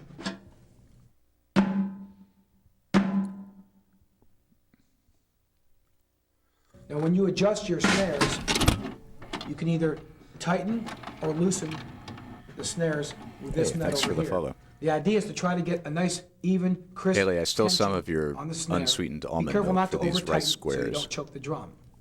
Now that we've got our kit basically set up and tuned, we're going Tastes to put like some almonds. mics on the kit and cut a hole in the bass drum and put some dampening inside to control the overtone to get a better sound for our instructional part of the video. If you like the sound of the bass drum with a hole in it, you can go to a music store and get a template to cut that hole, and I'm sure you can find a pillow or a blanket and put it inside.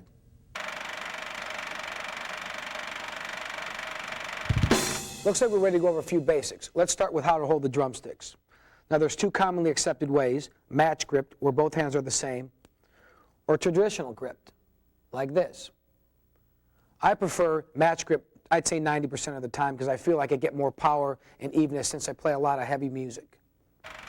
Okay, one of the first things I'm going to show you is what we call a rudiment. There are 26 rudiments. The one I'm going to show you is called a paradiddle, and it contains a sticking technique or drum strokes hitting the drums of right hand, left hand, right hand, right hand, left hand, right hand, left hand, left hand. Let's try it slowly. Oh, yeah. You do this and you go faster and faster and faster. What I try to do is Then do you this do it into slowly a at roll. first, gradually building up speed until it feels comfortable, I always just trying remember to remain even. Dad's And then if I get a little old-fashioned more root comfortable, beer. I will try Dad's moving my old-fashioned limbs root or beer. hands around the different drums or cymbals and applying that rudiment, like this.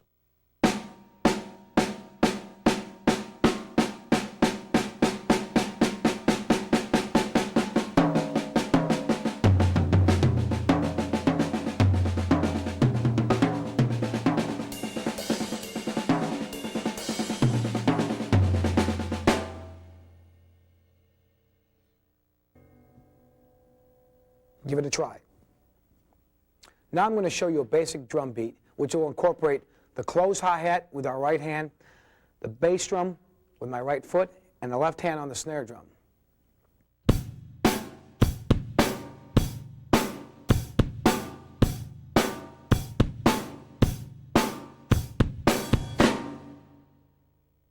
Now I'm going to play the same beat, but this time I'm going to move my right hand onto the floor tom, and you'll see that it has a different sound or different feel to it, even though it is the same beat. And then halfway through, I'm going to move my hand up to the ride cymbal. Check it out.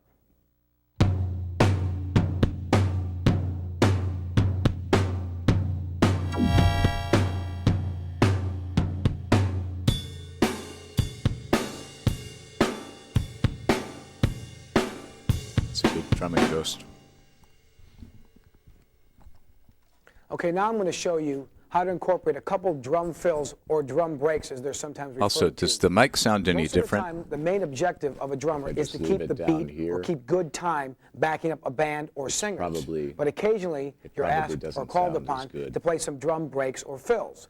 So I'm going to play the same beat as I played before, and I'll incorporate a few different breaks It's easier or to drink fills. coffee.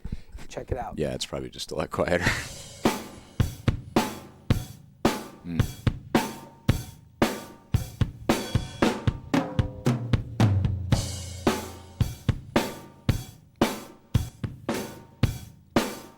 I wonder if I can find my drum rudiment book.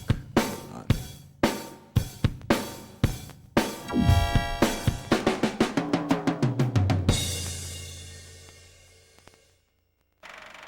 Okay, the last thing I want to show you is a double bass pattern.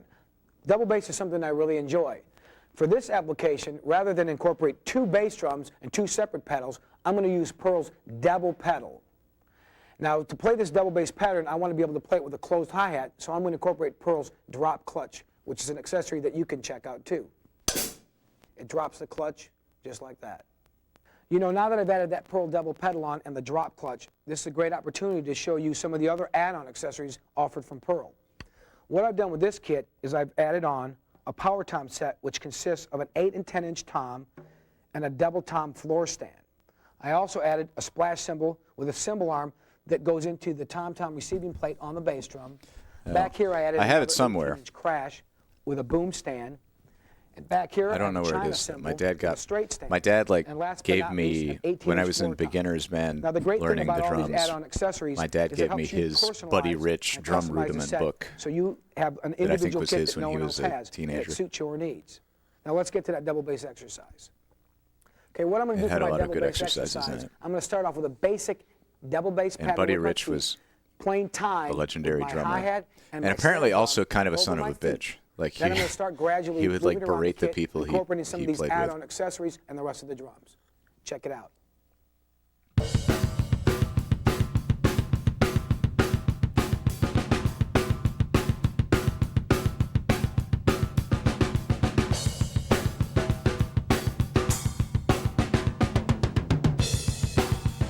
Probably. I've heard that J.K. Simmons' drum abuse movie is really good, but I have not seen J.K. Simmons' drum abuse movie.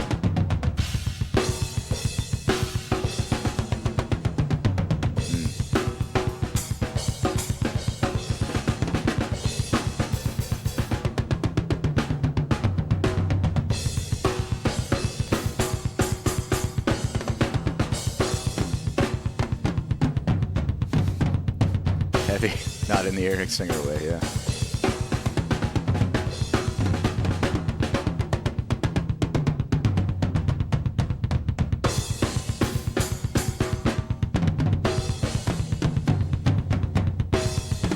Yeah, I really do like watching heavy movies,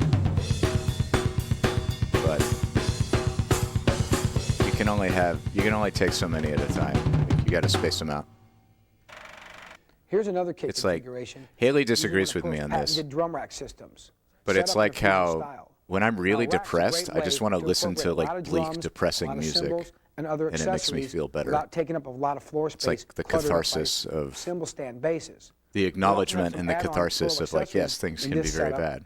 Like a clamp-on cymbal arm, 2 different types of cowbell holders with pearl cowbells, and then we have a pair of closed hi-hats which clamp on to any cymbal stand. And this is a great way to play double bass with a closed Requiem hi-hat was- all the time and still have the option of using Requiem was a your mood. opening and closing hi-hat over here. Now let's check out another kit. Remember, the bottom line, your setup is your setup. Oh, Whatever okay. looks, feels, and works the best for you is what it's all about. Now, I hope this video has helped you get started in the assembly, setup, and tuning of your kit. We showed you some basic drum beats and drum fills.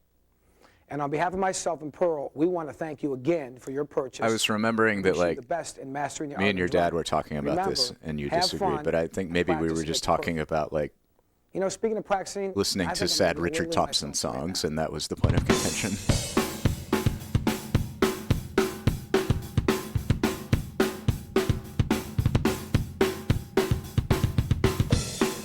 Your mom needs an ally in not liking Richard Thompson, so I'm glad that dynamic has emerged. Welcome back. We're drumming.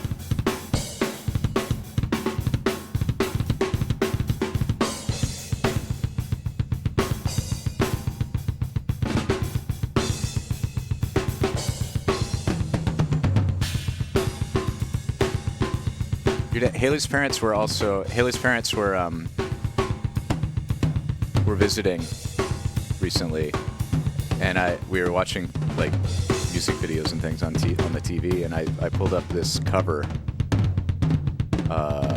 It was a really great cover of a John Prine song called Lake Marie, and like I find the song very moving, and Haley's dad was like tearing up at the end of it. And then Haley and her mom are both looking at us like, what the hell is wrong with you? Like, why are you emotionally affected by this? And it's like the most beautiful work of art I've ever heard.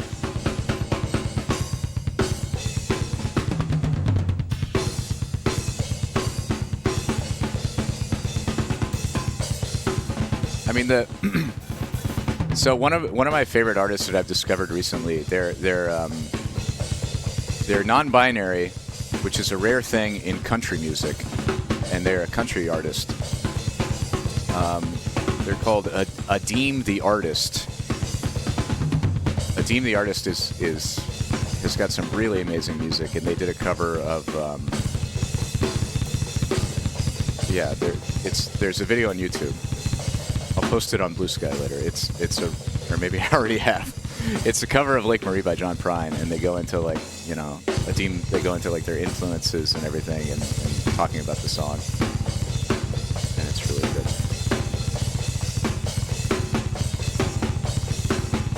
good. Eric is really going, man. Play us out, Eric.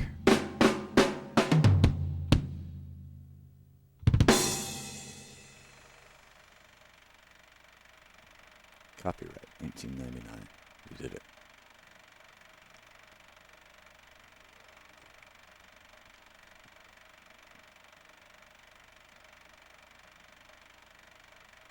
Why do they have the old-timey filter on this slow motion shot of Eric staring at the camera like, are we done yet? Ah, beautiful. Yeah, that was not really an introduction to drumming. That was more a guide to setting up the drum set you just bought. But I thoroughly enjoyed the drumming parts of it, and the setup stuff. Like I said, took me back to being a kid and helping my dad set up his drums. There's this time, I was a little kid. I wasn't like actually doing anything useful, but my dad would be like, "Here, Alex, tighten this wing nut." And one time we were at, it was up on a stage on the bandstand. He was setting up his drums, and one of the wing nuts to hold the cymbal on fell back behind, where it was underneath the stage.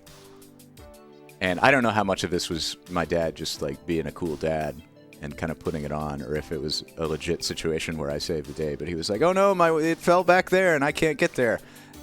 I can't squeeze back there." And I was a little kid, and I was like, "Oh, I'll go." And I crawled under the stage and was going through and found the wing nut and brought it back, and I felt like a hero that I'd saved the day. It was fun. Okay. That was Eric Singer.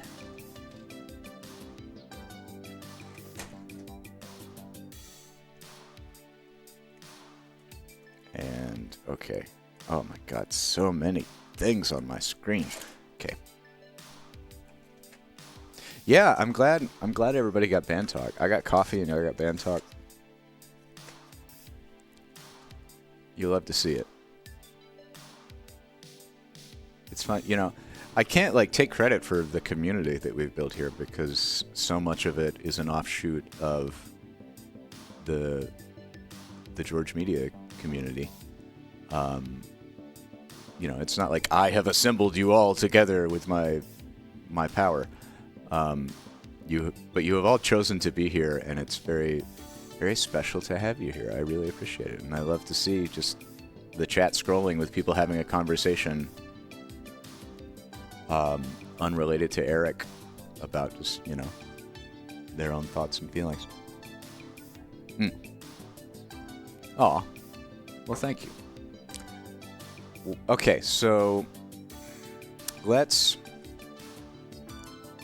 think about this. We've been live for 2 hours. I can keep going. Are they doing Pigment today? Should we wrap up? Should we wrap up at 1? Is that a thing? I should have talked to them. Okay, they are. Cool. So let's get something. How long is Beauty of Sedona? Let's just do Beauty of Sedona, man. That's 60 minutes. That's perfect. That's the perfect time. A lot of people have favorited this one. It's the one I'm interested in seeing, and it'll give us a nice, chill nature palate cleanser after the Christianity and the cartoons and the children's stuff. So that's my executive decision. Beauty of Sedona. I'm gonna go grab that. Sports definitely is worthy of special consideration because it's come up so much. We might watch it next stream, or I don't know. I don't know if DishNet's still here. I kind of want to make sure DishNet's here because he's called that one out before, and I feel like his sportsman expertise would be helpful. Okay, Beauty of Sedona.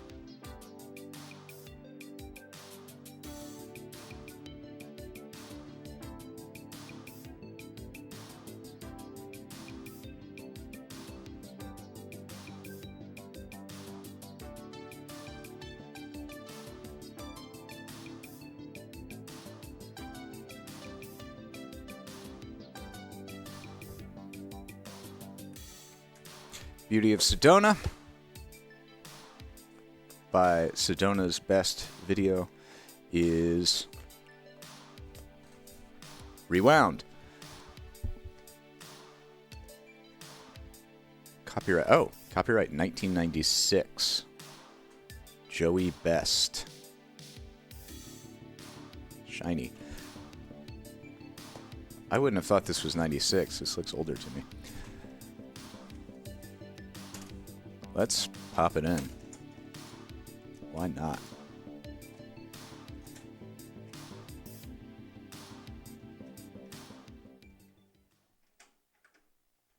Oh, excellent.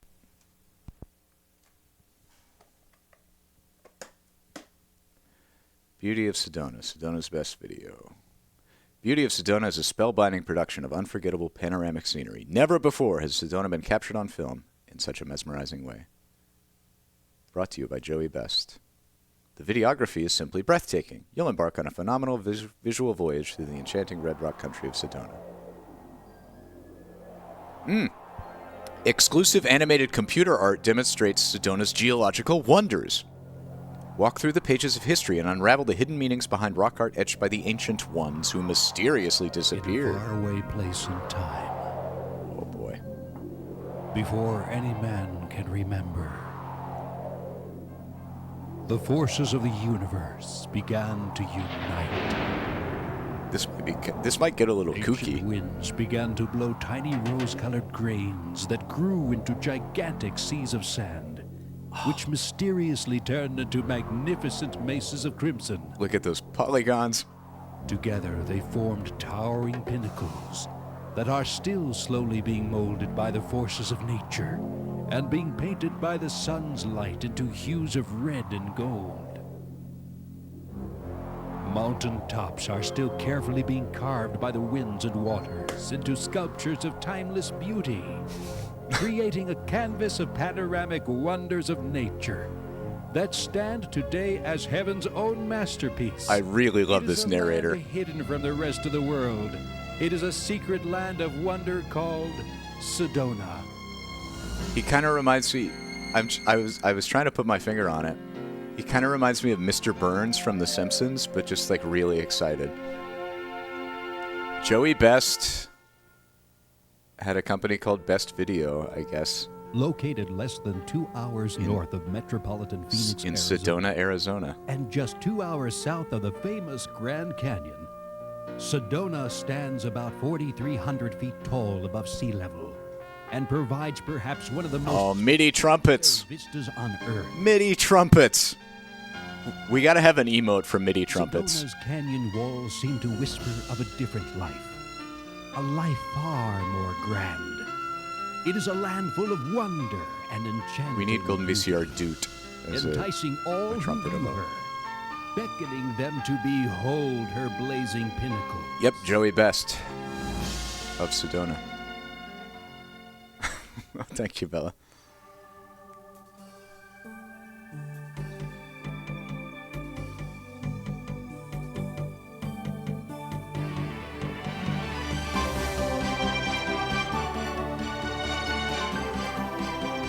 Maybe we could use 4 separate emote slots for like a quadruple wide, like Casio keyboard emote. That would be too much.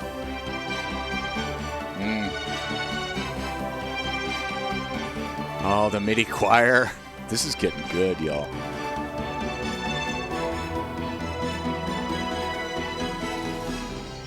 This is some beautiful scenery.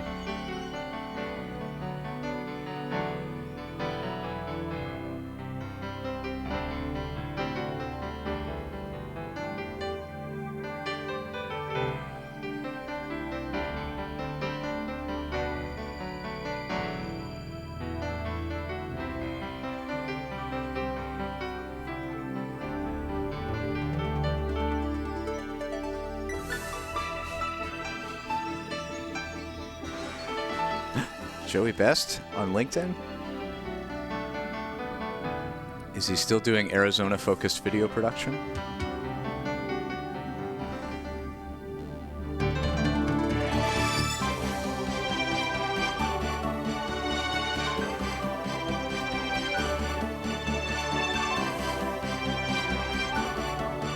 I love this. I love how so many of these like 90s MIDI soundtracks that we've run across are like have very JRPG vibes. I don't know what the link is. It's like when you go back and listen to all this city pop now, and you're like, oh my god, that's what all the that's what like Koji Kondo was doing for Mario. That's what like Mario Kart music is just all city pop and like jazz fusion.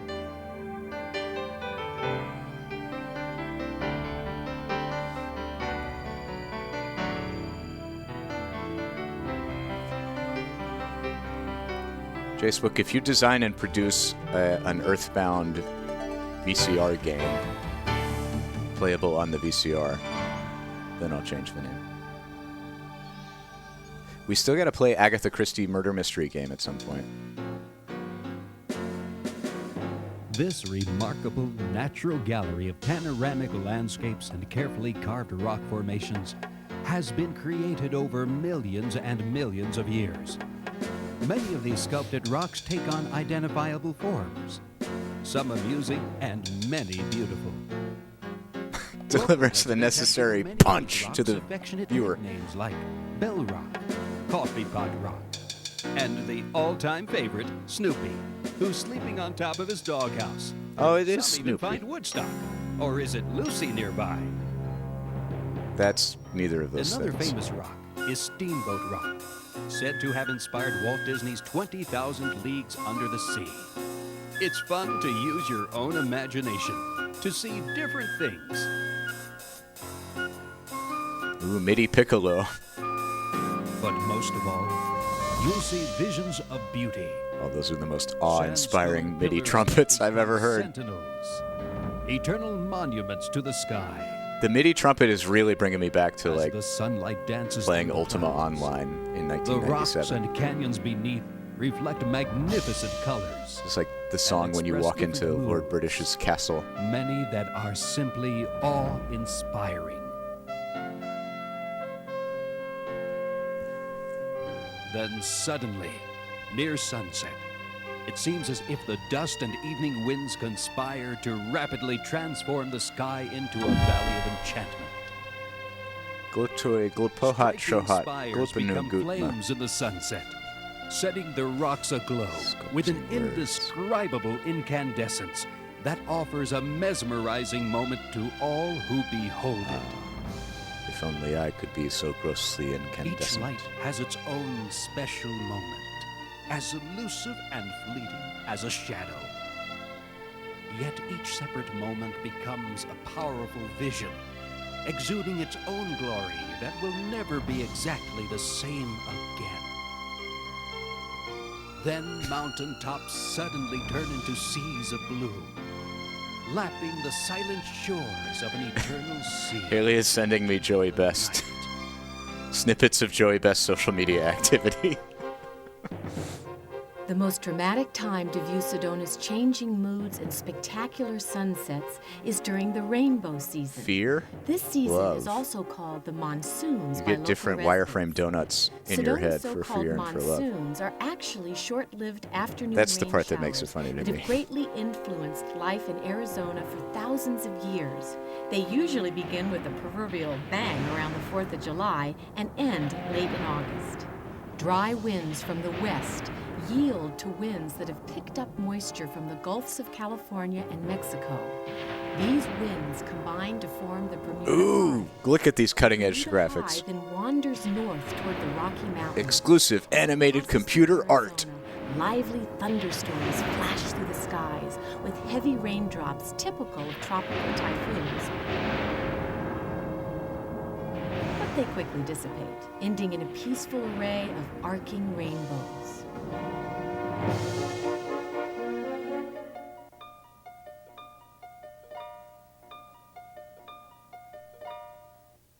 MIDI harp. MIDI marimba. The puddles left by these summer cloudbursts become the breeding ground for the various forms of reptile life. Like the horned lizard, better known as the horny toad.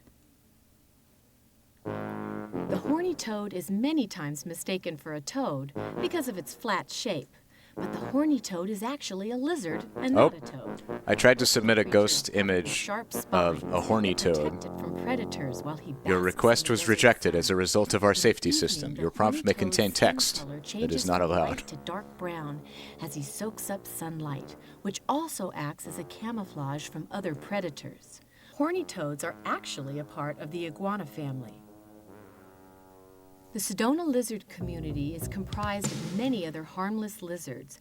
They scoot in and out of rocks as they show off their acrobatic prowess, such as walking up walls or doing push-ups. Your toads are too horny. Oh my god, it's doing a little push-up. I love the action music.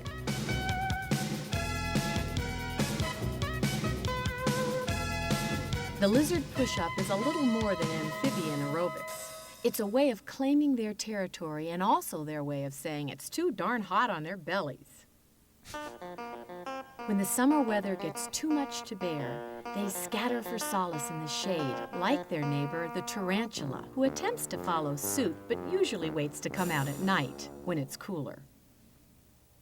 The tarantula, not toxic to man as many may think, are the largest of American spiders, also called the bird spider.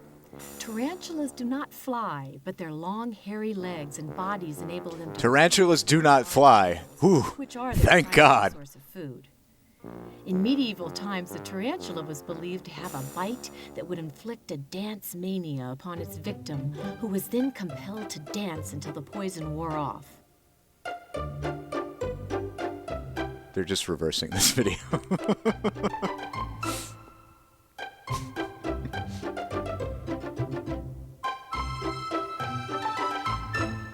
Oh boy, Joey. Joey's having some real fun with his video editing, his analog video editing equipment.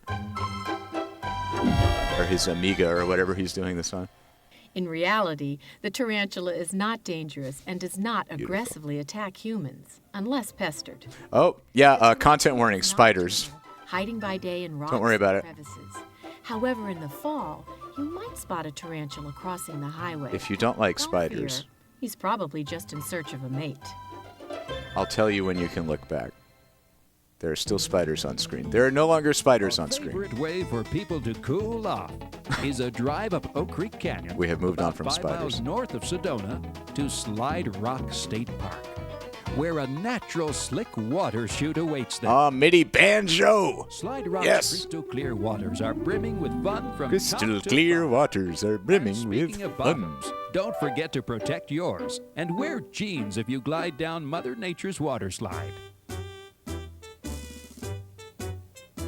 It's easy to see why Slide Rock is one of Arizona's favorite state parks. Wear jeans. You do not want jagged rocks in your butthole.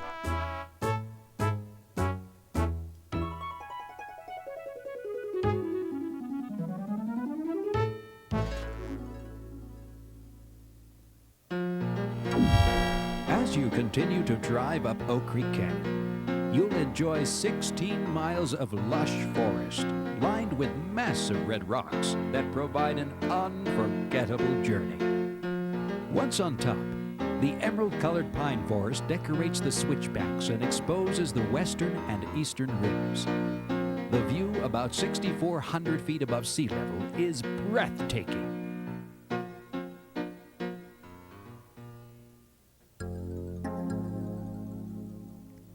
Faulting helped the canyon waters break through the impermeable lava cap on top of the plateau.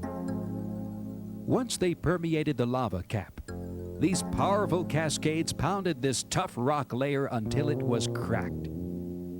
Then the water continued to carve this magnificent canyon of crimson. Ooh, Mother 3 through the baseline. softer, sedimentary layers of rocks.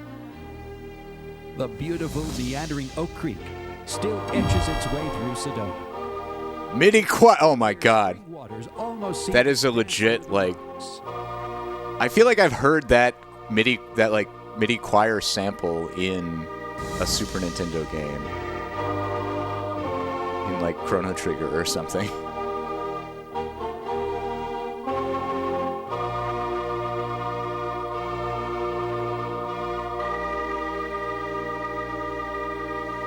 Haley, what do you think about Joey's copy? I assume he wrote all of this. The continual faulting and fracturing have allowed natural springs to feed the canyon creeks today. The Sterling Spring, located about a quarter of a mile up the canyon rim, is the principal feeding spring. The Oak Creek has become a dependable I wonder if water this is supply, Joey narrating which it has too. attracted various wildlife to this area, like the mountain lion. I feel like their stock music for this tape was just hitting the buttons on a Casio keyboard. And shows an abnormal fear of man, his only enemy, even though he can weigh up to 200 pounds and leap 20 feet on a single bound. On the other hand, he is an accomplished hunter. The narrator has and is sounded rarely seen different by humans, in since different his territory segments. is always in rugged, steep mountain But I think terrain. it's the same person. The It's just mountain been, like, lion is usually active using in a the different evening hours, affectation. It's when not he very consistent. utilizes his exceptional night vision. The mountain lion hides high in a tree, then pounces down on his unsuspecting prey. He uses his sharp MIDI orchestra claws hit. to subdue his prey, and then he comes in for the kill, a bite on the neck. His victim, usually the deer, doesn't stand a chance against this surprise attack. There are two types of deer that inhabit the Sedona area. One is the white-tailed deer, who can run at speeds of up to 40 miles an hour. Whoa, excuse me. I'm sorry. I didn't get to the mute button in The time. lower canyon near the Slide Rock area. Look at those deer. My position on Oxford commas is that the comma, one of the multiple purposes of the comma is to indicate where a pause occurs when Famous for their reading. very large 9-inch ears. And you The pause mule deer between are every extremely element agile of a and are list, known for their ability to leap including all before at the once and. and still land gracefully So it just reads on all 4 awkwardly feet. if you're pausing for each comma, and then you have to pause where An there isn't oddity, a it comma. may seem, is the presence of the wild pig or pecker, Oxford comma makes better sense. known to Sedona gardeners as the javelina. They love to munch on prickly pear as well as trample through blossoming gardens. They do not overtly seek to harm humans. However, due to their poor eyesight, the javelina may mistakenly feel cornered. So it's a good idea to give them lots of space. Stupid pig. A famous admirer of Sedona's wildlife and rugged Oak Creek Canyon was author and producer Zane Grey. He was an avid hunter and explorer of the untamed Oak Creek Canyon and West Fork, where he maintained his own hunting cabin. Also known as the father of the Western novel, Zane Grey had the rare talent to accurately portray the romance of pioneer America. He became an explorer, hunter, and fisherman himself in order to better emulate the characters he created. In his book, Call of the Canyon, Zane Grey captured the essence of Oak Creek Canyon when he wrote, Oak Creek fell to a transparent, beautiful brook, leisurely eddying in the stone-walled nooks, hurrying with murmur and babble over the little falls. The Good red morning, walls seemed to Joshy D. dream and wait under the blaze of the sun. Only the murmuring of the creek broke the silence of little rills and the musical dash of little rapids.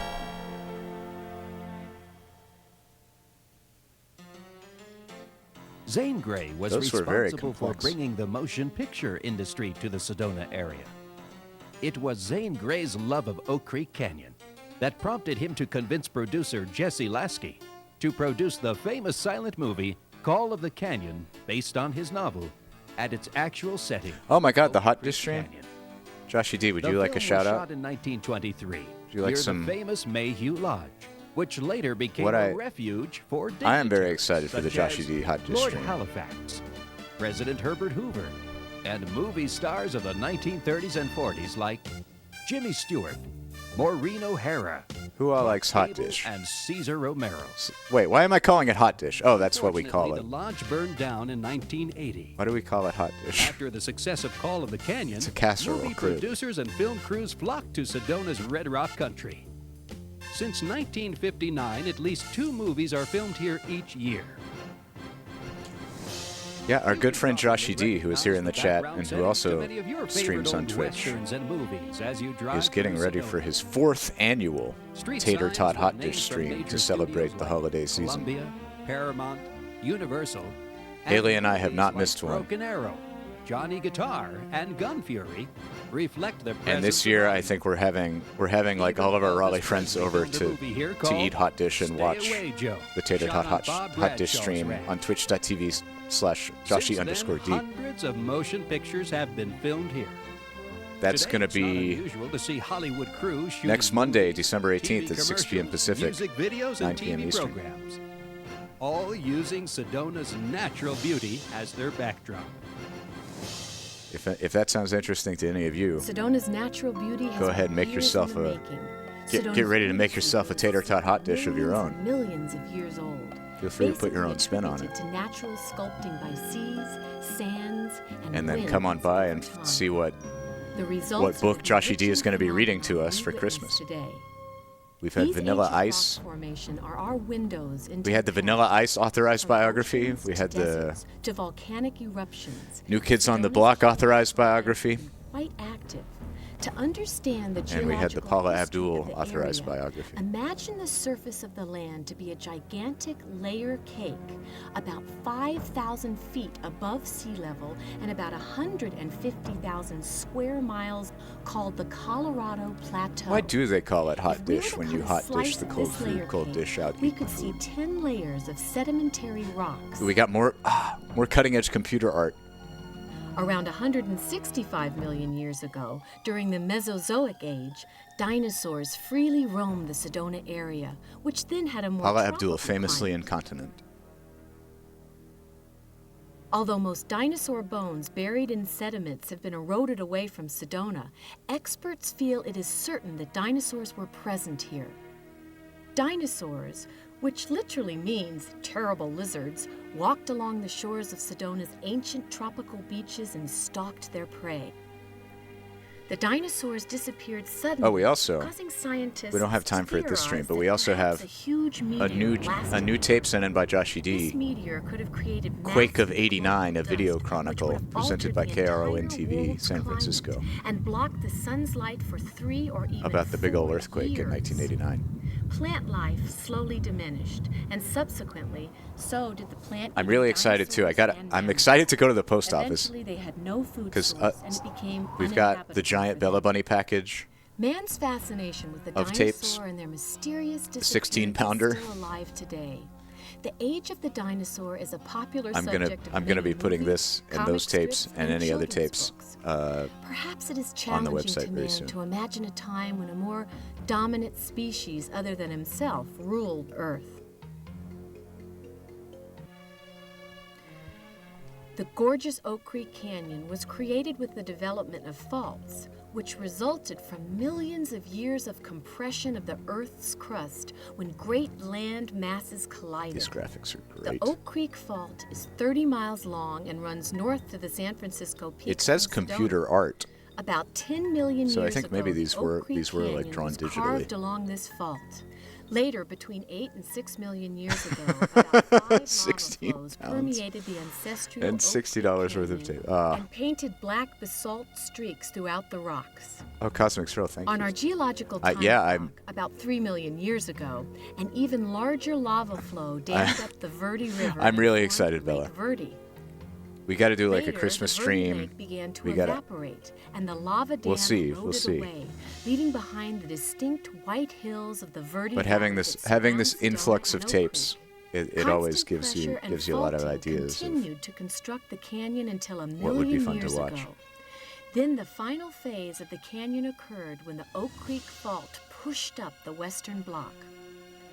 This allowed the pounding waters of the Oak Creek to etch the canyon as we I think see it we're- today. The results are the impressive Oak Creek Canyon, which is a vision not to be missed. I think we're leaving. As you travel throughout Sedona, you will be able to view Yeah, the the canyon shelves- and the various rock layers in our geological I have room for like 100 tapes Naturally, on most the of shelf these that I views bought. are spectacular, like the And what ride I've been up doing, Shelby which I Hill think is the Road. right call, is to leave the once we watch it, I leave it in just a pile, Is well worth the and I can just trip sort of up put the those scenic, away. Dusty yet historic. So the dirt shelf road is just off the stuff we haven't watched yet. I-179. You'll want to stop several times on the way uphill to enjoy the views, wildlife, and meandering creek. Once on top, the scene is one of Sedona's finest. Absolutely breathtaking.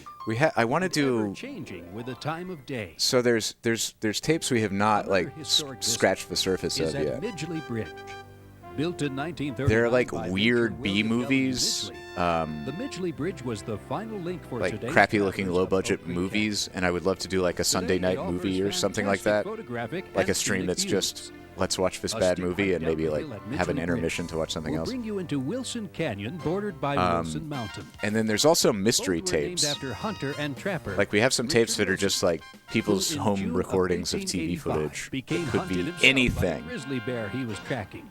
And those are really fun. Wilson had But they're also a little scary to stream sight unseen on Twitch because they could be anything. Neither survived the ordeal. Today, the grizzly bear is almost extinct in the Sedona area.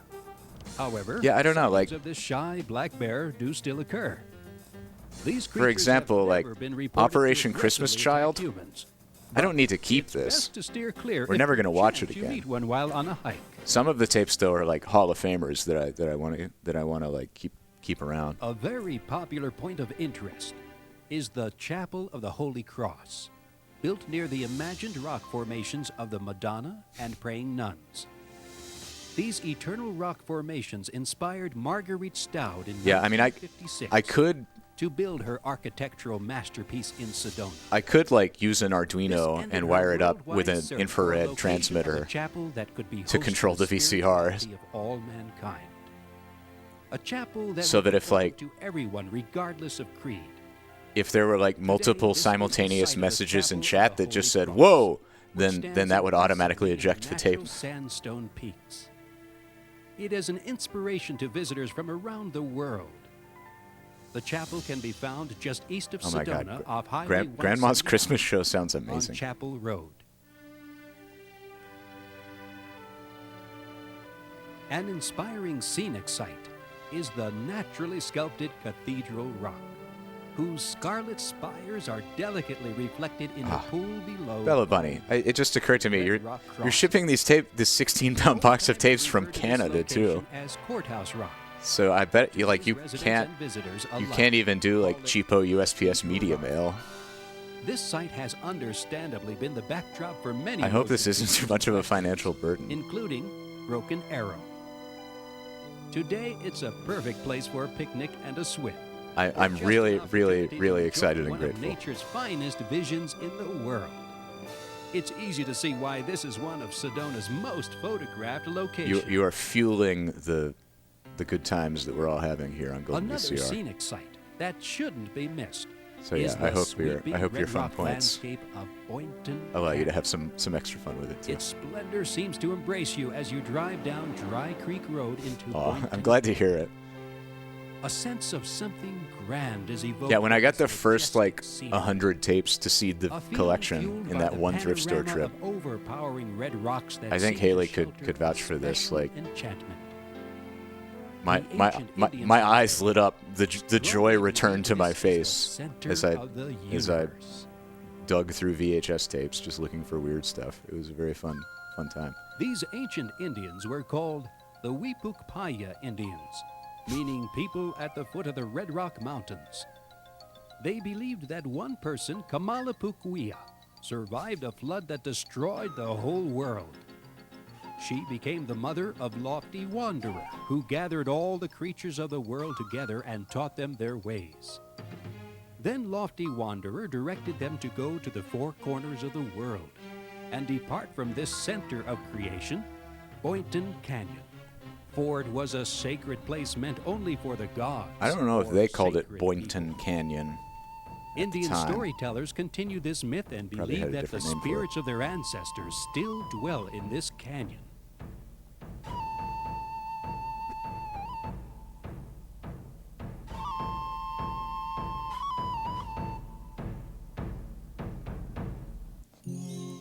The first Native Americans roamed the Sedona area about 37,000 years ago.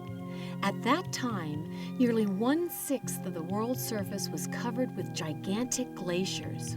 These frozen glaciers caused the sea levels to be lowered, in some places as much as 300 feet. One of the It's really hit or miss when you're looking for videotapes. A temporary land bridge that connected northwestern Alaska and Siberia. In the place where I found 100 random VHS tapes for $10, they had so many tapes. Of the Ice Age.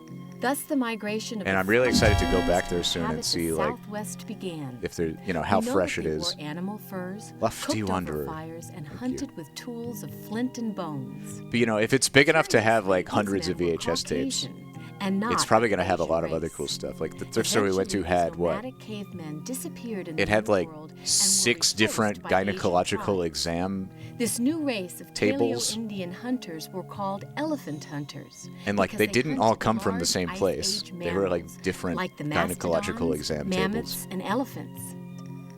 It is known that these ancient We did not hunters get a gynecological exam table. I did sit in one though for a photo and op. roamed Red Rock country since 11,000 BC.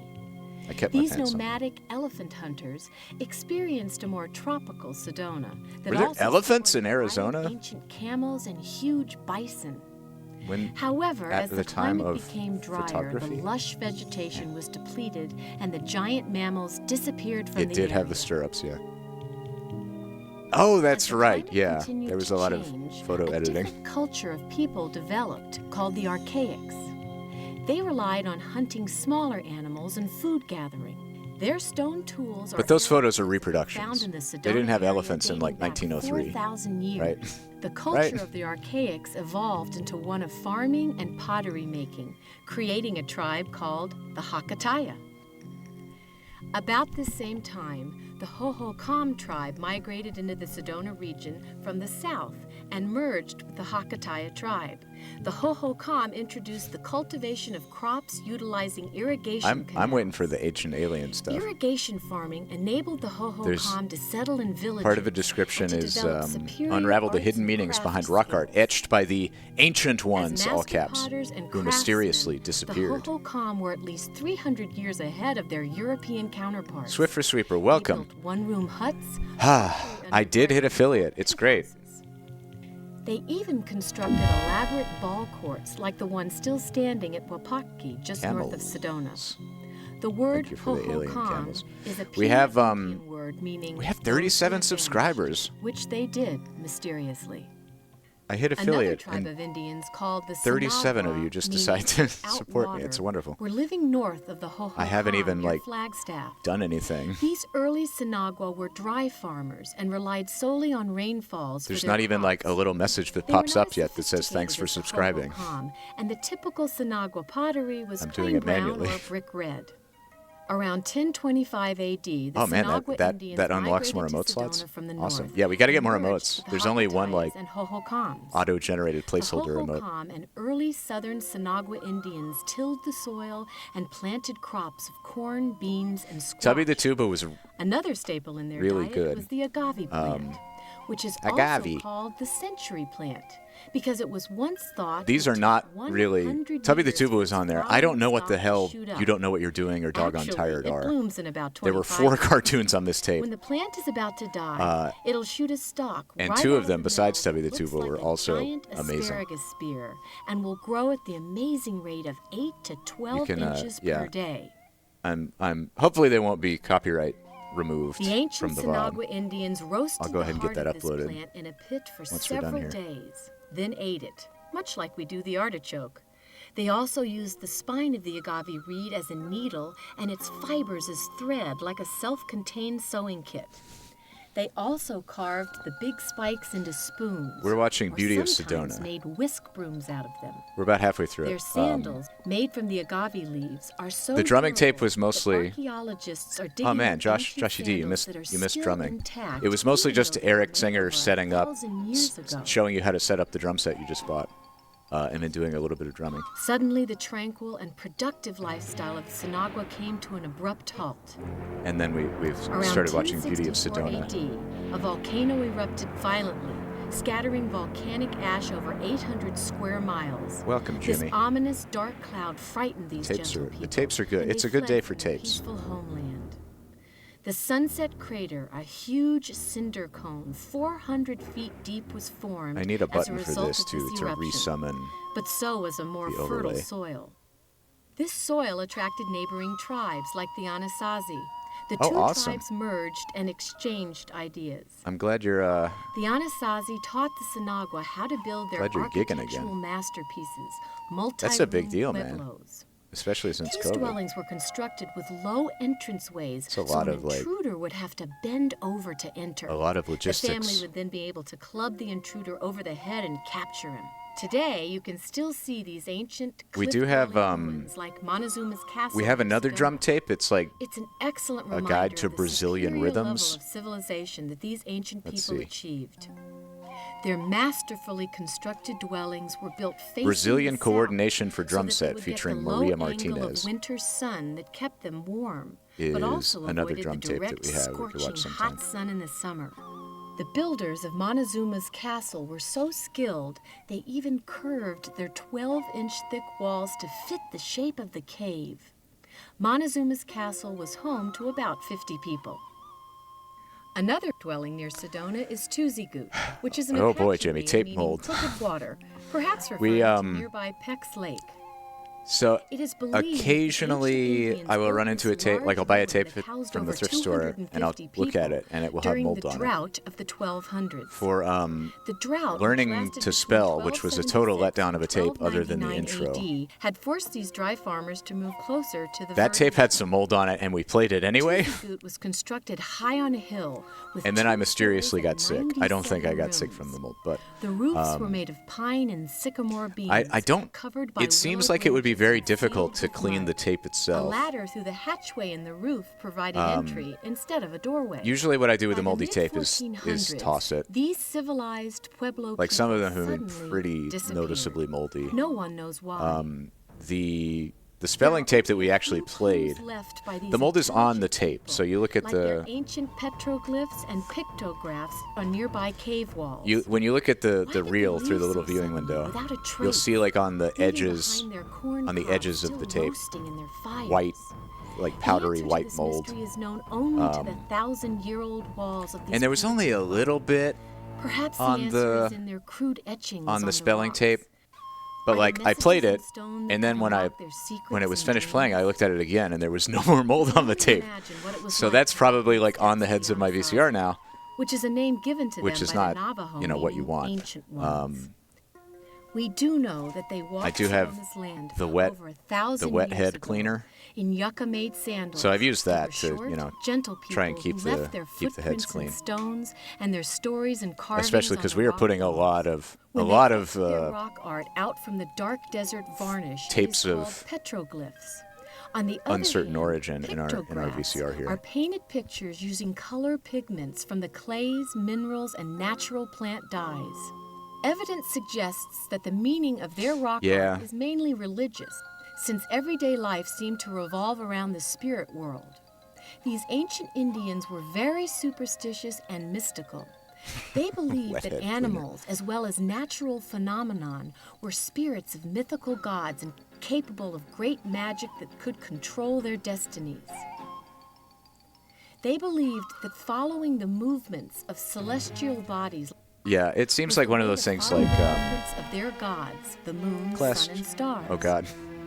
They recorded the movements of their Um, gods of the sky with a crude solar calendar. It kind of etched reminds me in of like rock walls in such a hard way drive so the sun's rays would light up a data particular recovery, section where of like the it's grid, possible. The data is still indicating there, and you can get to it. You various can clean it. You can get get it playable For again. example, But when it's both probably sides would light up, it meant it was the probably beginning of a winter, real and pain. the animals Like, they you have to- hunted were going to migrate south. I would imagine that you have to. You definitely have to open the tape, When to plant like their the corn, the when cassette. the sun god would shine on the seedlings, and when the god of rain would water their plants. These And then I don't know if you can like do it in solar place or if you have to like could roll only the be tape out interpreted through by the something and shamans kind or of clean it high as it goes. priests of their tribe. The shamans are depicted in rock We should art, invest some R&D usually budget with into triangular bodies and the patented horned golden VCR headdresses or masked multi-tape faces cleaning to machine. distinguish them as the spirit guides. Often, supposed visions of yeah. the shamans were recorded next to Yeah, their you need like the an actual concentric circle calendar VCR was transport also a mechanism symbol of to the reel the shaman's tape out. gateway to the spirit world, where they received their universal knowledge, such as how to interpret the solar calendar glyph. Today, glyph interpretations vary, but many common opinions have been formed. For instance, the mountain lion portrayed in this rock art could mean that a warrior killed the lion at that location, or it could be the name of the clan of that area, or a certain spirit that ruled that particular canyon. These pictographs represent some type of combat. Entirely up to interpretation. Whether it's marking the location of a battle waged between It is fascinating, or between their supernatural gods is unknown. It's fascinating and very A somewhat humanizing. humorous glyph is the hunchbacked flute Like seeing these cave Kokopelli. paintings and etchings that Kokopelli people is made a colorful character long, who is long found ago. in many ancient sites. And for that to be He the is only very like definitely evidence, male and the personification of their fertility the rites. only like way of them Kokopelli conveying is the deity ideas of through the potency ages. and perhaps the most popular glyph of the Anasazi. It makes you very curious about how they live. Handprints like these symbolize that the owner of the prints was praying to the gods for either a prosperous hunting season or relief from fear of evil, depending on nearby glyphs. The handprints were also placed there to assure that the god would know by whom the prayer was being made. Ancient Sedona artists also displayed their creativity in their distinct white and black pottery.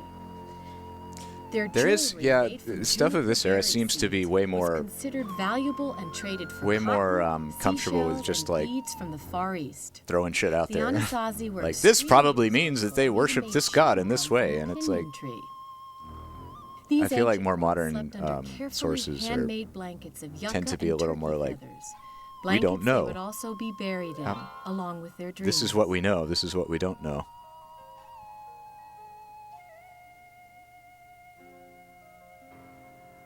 Instead of just imprinting your own ideas about what exotic people. The northeastern Yavapai entered the Verde Valley about 1582 Oh my God, AD. did you?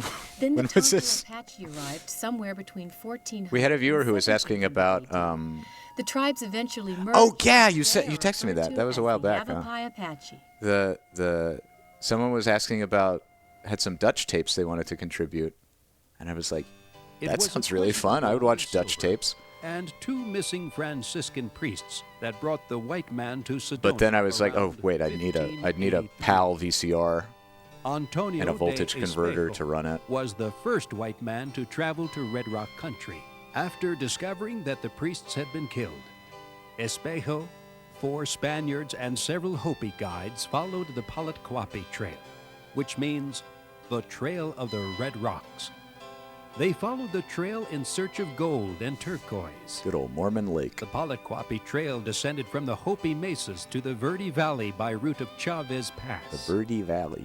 Perhaps Espejo didn't find silver or gold here in the way he thought he would, but the scenic countryside was certainly a precious commodity. Haley, do we know? You said Joey Best went to Madison.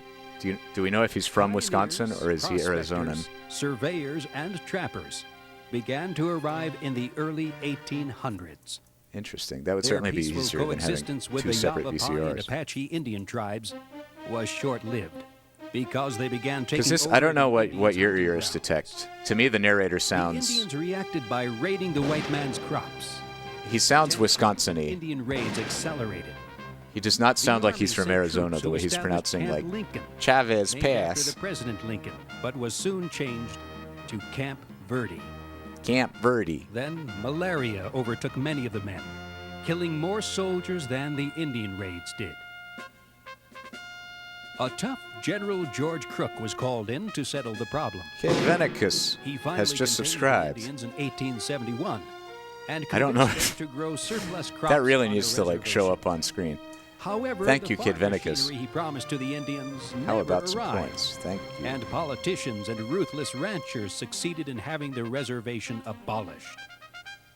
In 1875, the Indians were ordered to immediately Yeah, move like to we the don't San know for a Carlos fact that that Reservation is Joey despite Best the harsh doing cold the of March. narration.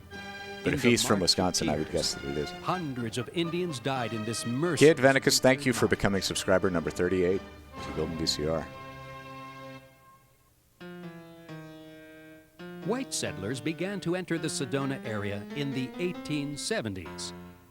John Jim Thompson discovered Sedona while hunting with a friend named B.F. Koppel. Thompson saw the beautiful, untamed canyon and decided he would farm squash, beans, and corn at an abandoned Indian garden. In 1876, Thompson took squatters' rights to land located across the road from the present-day Indian Garden store and built his cabin in the lush Oak Creek Canyon. Thompson became the first permanent white settler to the area. Little What a did hero. Thompson know that his move sparked the beginning of a civilized world-class destination. Civilized. About the same How civilized? time, travel to the area was growing. Squatters' rights. And was made easier by establishing the Beaver Head Stage Station. This stagecoach stop was 12 miles south of Sedona. It was also at this time that many of Sedona's I think we need a railroads were colonialism subsidized alert, by or a government colonialism surveyors. emote too. It is still argued We by need MIDI old-timers trumpet. that the formation we call Cathedral Rock today was actually Courthouse Rock, but was incorrectly we need an transcribed ope. by a government surveyor. We need some kind of ope for colonialism. About 1880, etc. a rugged escaped convict from California named C.J. Bear Howard arrived in Oak Creek Canyon. Bear Howard was said to be as grisly as the bears he hunted. He sold the bear meat in Flagstaff until well in his 90s. The energetic Bear Howard Would also you built a Would you cabin buy bear out meat in from a the West 90-year-old Fork, man where he settled with some of his own who pet killed the bear bears. himself? His notorious cabin was ironically renovated into the famous Mayhew Lodge. In fact, Zane Grey's cabin, where he wrote Call of the Canyon, was just around the bend from the Mayhew Lodge. Unfortunately, the Mayhew Lodge burned down in the 1980s, and only fragments remain on the trail to West Fork. Photo negative filter. In 1901, a Pennsylvania Dutch couple, Carl and Sedona Schnebley, moved to Sedona. They purchased 80 acres of land where the present-day Los Abrigados Resort is located, and built a large home which coincidentally became the first hotel. Hoping to get a post office established, Carl Schnebley submitted the name Schnebley Station. It was rejected because it was too long. Carl's brother Ellsworth suggested they use Sedona's name. The post office accepted her name, and in 1902, the town of Sedona was born. I had no idea that Sedona was Carl named Schnebley after and his brother Ellsworth were also an Amish instrumental woman. in completing the first road between Flagstaff and Sedona by building the Schnebley Hill Road. Same brain cell, huh? This opened the beginning of a flourishing trade market between the two towns. The main products were lumber and fruit. The majority of trading featured the exceptional peach and apple orchards grown by the Jordan family. One such orchard is still blooming near Jordan Road. The other alongside Art Barn Road. This old Jordan apple packing barn became an historic landmark. What is this MIDI instrument when it was even purchased supposed by to the be? newly formed Art Center It reminds me of on April Daggerfall. 28th, 1961. Is that MIDI clarinet? This fulfilled the dream of the Egyptian-born MIDI Hassan bassoon? Gobran. Gobran fell in MIDI love with oboe? Sedona Yeah, oboe and sounds about laid right. eyes on Red Rock country and dreamt of the city becoming a center for the arts, an artist's haven. Gobran met internationally famed surrealist Max Ernst in Sedona and was commissioned by him to cast the notorious sculpture Capricorn. Everyone loves oboe. Due to the unfaltering efforts of the late Nassan Gobran, Sedona has become widely recognized as a center for the arts in the West. If you missed it, we are affiliate, and if you cheer Sedona with also bits, you will became the birthplace of be the automatically 12 credited an artists of equivalent number of America. golden VCR fun points. Sedona resident Joe Beeler, And if Charlie you cheer Dodd, 200 bits with a message that's Ghost of whatever, you will get on June a Ghost 23rd, alert of whatever. 1965. Today, it is one of the most prestigious associations in the history It just has of to be American like art. Ghost of whatever just has to be in the message Authentically somewhere. So you perpetuate can also the say memory like and culture anything else of you the want. Old West. Like, hello, I love you. I would like to see Today, a ghost there are of over whatever. 47 And then art it'll do that. galleries in Sedona, where world-renowned as well as very talented local artists exhibit their works. More than 400 artists reside in Sedona, along with an unknown number of authors, movie stars, Donald others O'Connor, of the creative spirit who are Ann naturally Miller, attracted to Sedona's aesthetic Gail Edwards,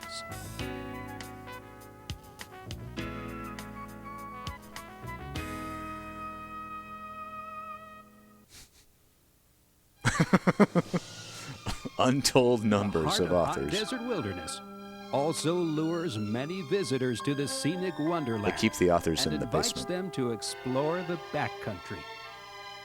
Hiking is a favorite way to discover Sedona. Even local residents take advantage of the many hiking trails that are abundant in the area. All that is sought after in Arizona can be found in Sedona's diverse hiking trails. Thank you, Linda. Hard to get to, secret canyons can be reached by horseback. The exhilaration of seeing the unspoiled beauty of the wilderness is still alive as you blaze the trails of the pioneers from yesteryear.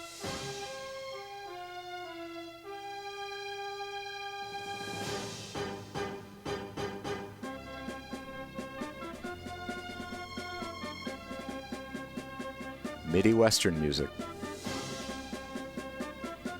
Get along, little doggy.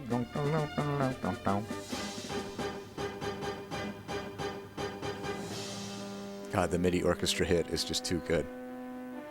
It's so dinky.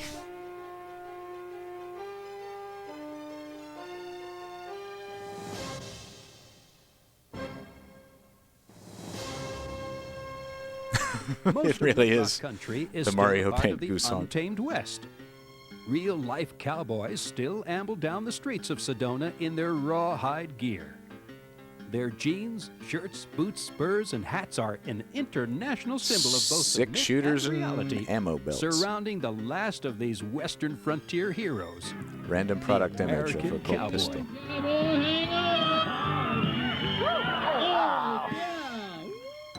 That seems very dangerous. And it just seems natural I would not that where there be a are rodeo cowboys, cowboy. there are Indians. The Okay. nearby Navajo, Hopi, and Yavapai tribes still bring their handcrafted jewelry and other works from the reservations to trade with the white man in the city.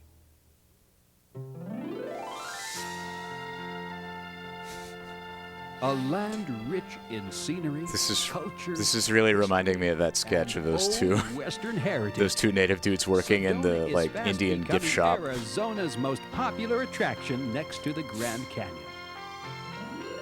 Both Sedona and the Grand Canyon share the same geological history, but unlike the Grand Canyon, Sedona is an accessible fantasy land and has a much milder climate. Sedona has 4 distinct yet moderate seasons. Because of the central location and mid-level elevation, Sedona is spared the extreme temperature of Phoenix and Flagstaff. The average summer temperature is 15 degrees cooler than Phoenix and averages 20 degrees warmer than Flagstaff in the winter. The sun shines more than 300 days per year.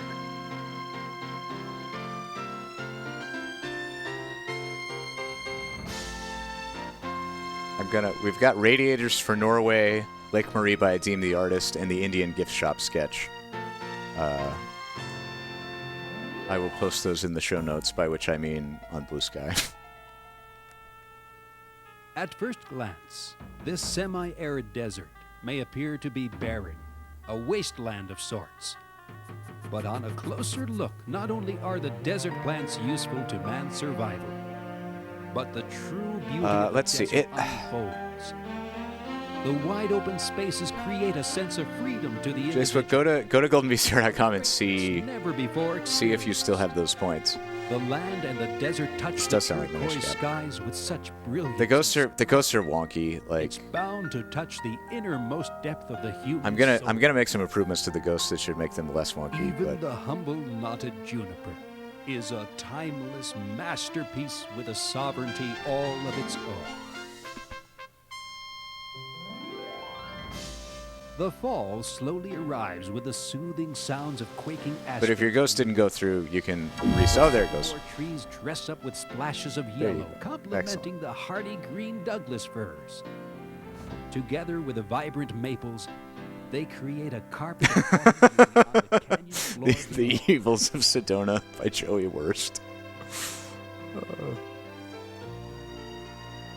Winter winds coolly sweep the leaves away, leaving an echo of their beauty against sun-setting skies.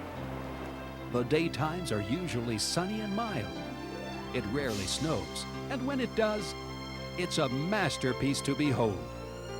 The landscape is blanketed into a winter wonderland. The snow-covered scenery silently takes on an aura of magic. And the already picturesque Red Rock country. The Adequacy of Sedona by Joey Average. Enchanting. Let's see. This is supposed to be a 60-minute production, and we're at 54 minutes. Them into a glistening sugar-coated glaze. And there's 8 minutes on the Pikmin counter, so we're doing just The great sweet here. spring rains arrive. We're gonna get a quick raid going after this. Land into a gigantic bouquet of desert blossoms. Almost overnight, wild. And I'm gonna go to the post office and get these tapes. I really want to say, just in case we non-binary shoebox, snibbling station. We also had trombone tongue, I think.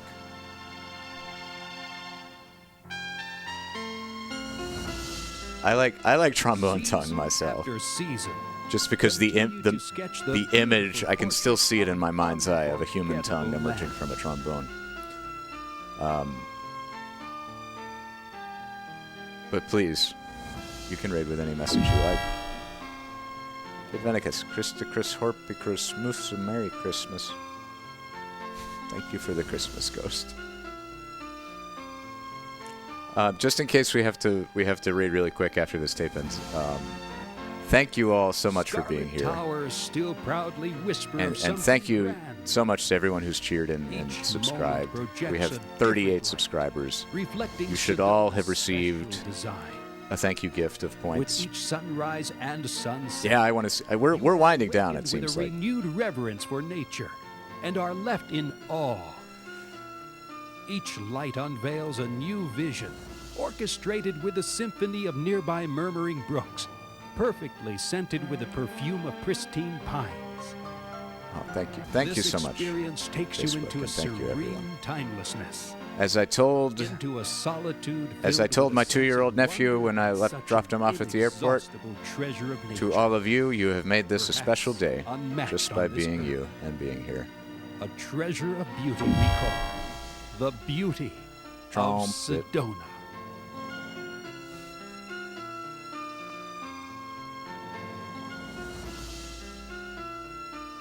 That's the beauty of Sedona. Congrats on finishing finals. That sounds... It's been a while since I've had to worry about finals, and I still remember what a relief it is to be done. Joey Best.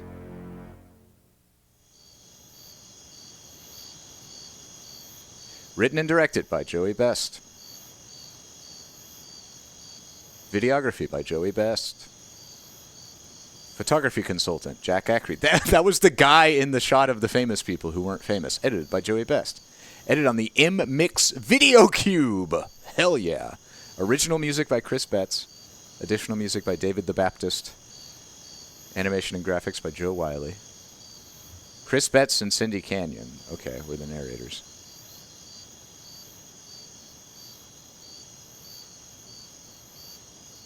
M-Mix Video Cube technician Steve Martell. Oh, best productions of Sedona, Arizona. Well, that was amazing. And by that was amazing, I mean that was some interesting footage to chill out to. I mostly talked and didn't pay attention to it.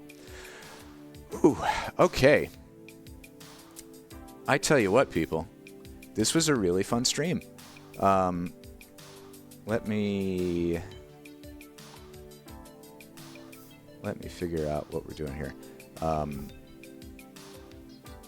Yeah. That was our latest broadcast. Come on. Here we go.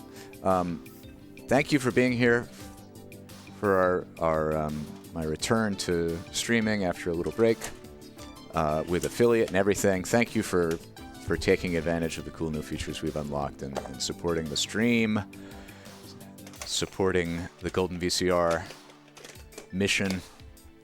Thank you to Bella Bunny and everyone else who sent in tapes. I'm going to go to the post office today and go get those. If you want link to the VOD or link to any of the videos, the YouTube videos we've mentioned, follow me on Blue Sky for that. And yeah, let's go raid. Wait, I can't raid. I have to be in my chat to raid them. Can't raid from their chat.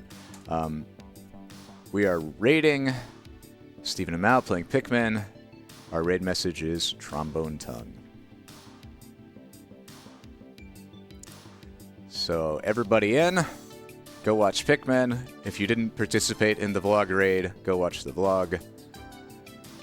Thank you again for being here, and we'll see you on Thursday morning at 10 Eastern for another Golden VCR stream. Toodaloo.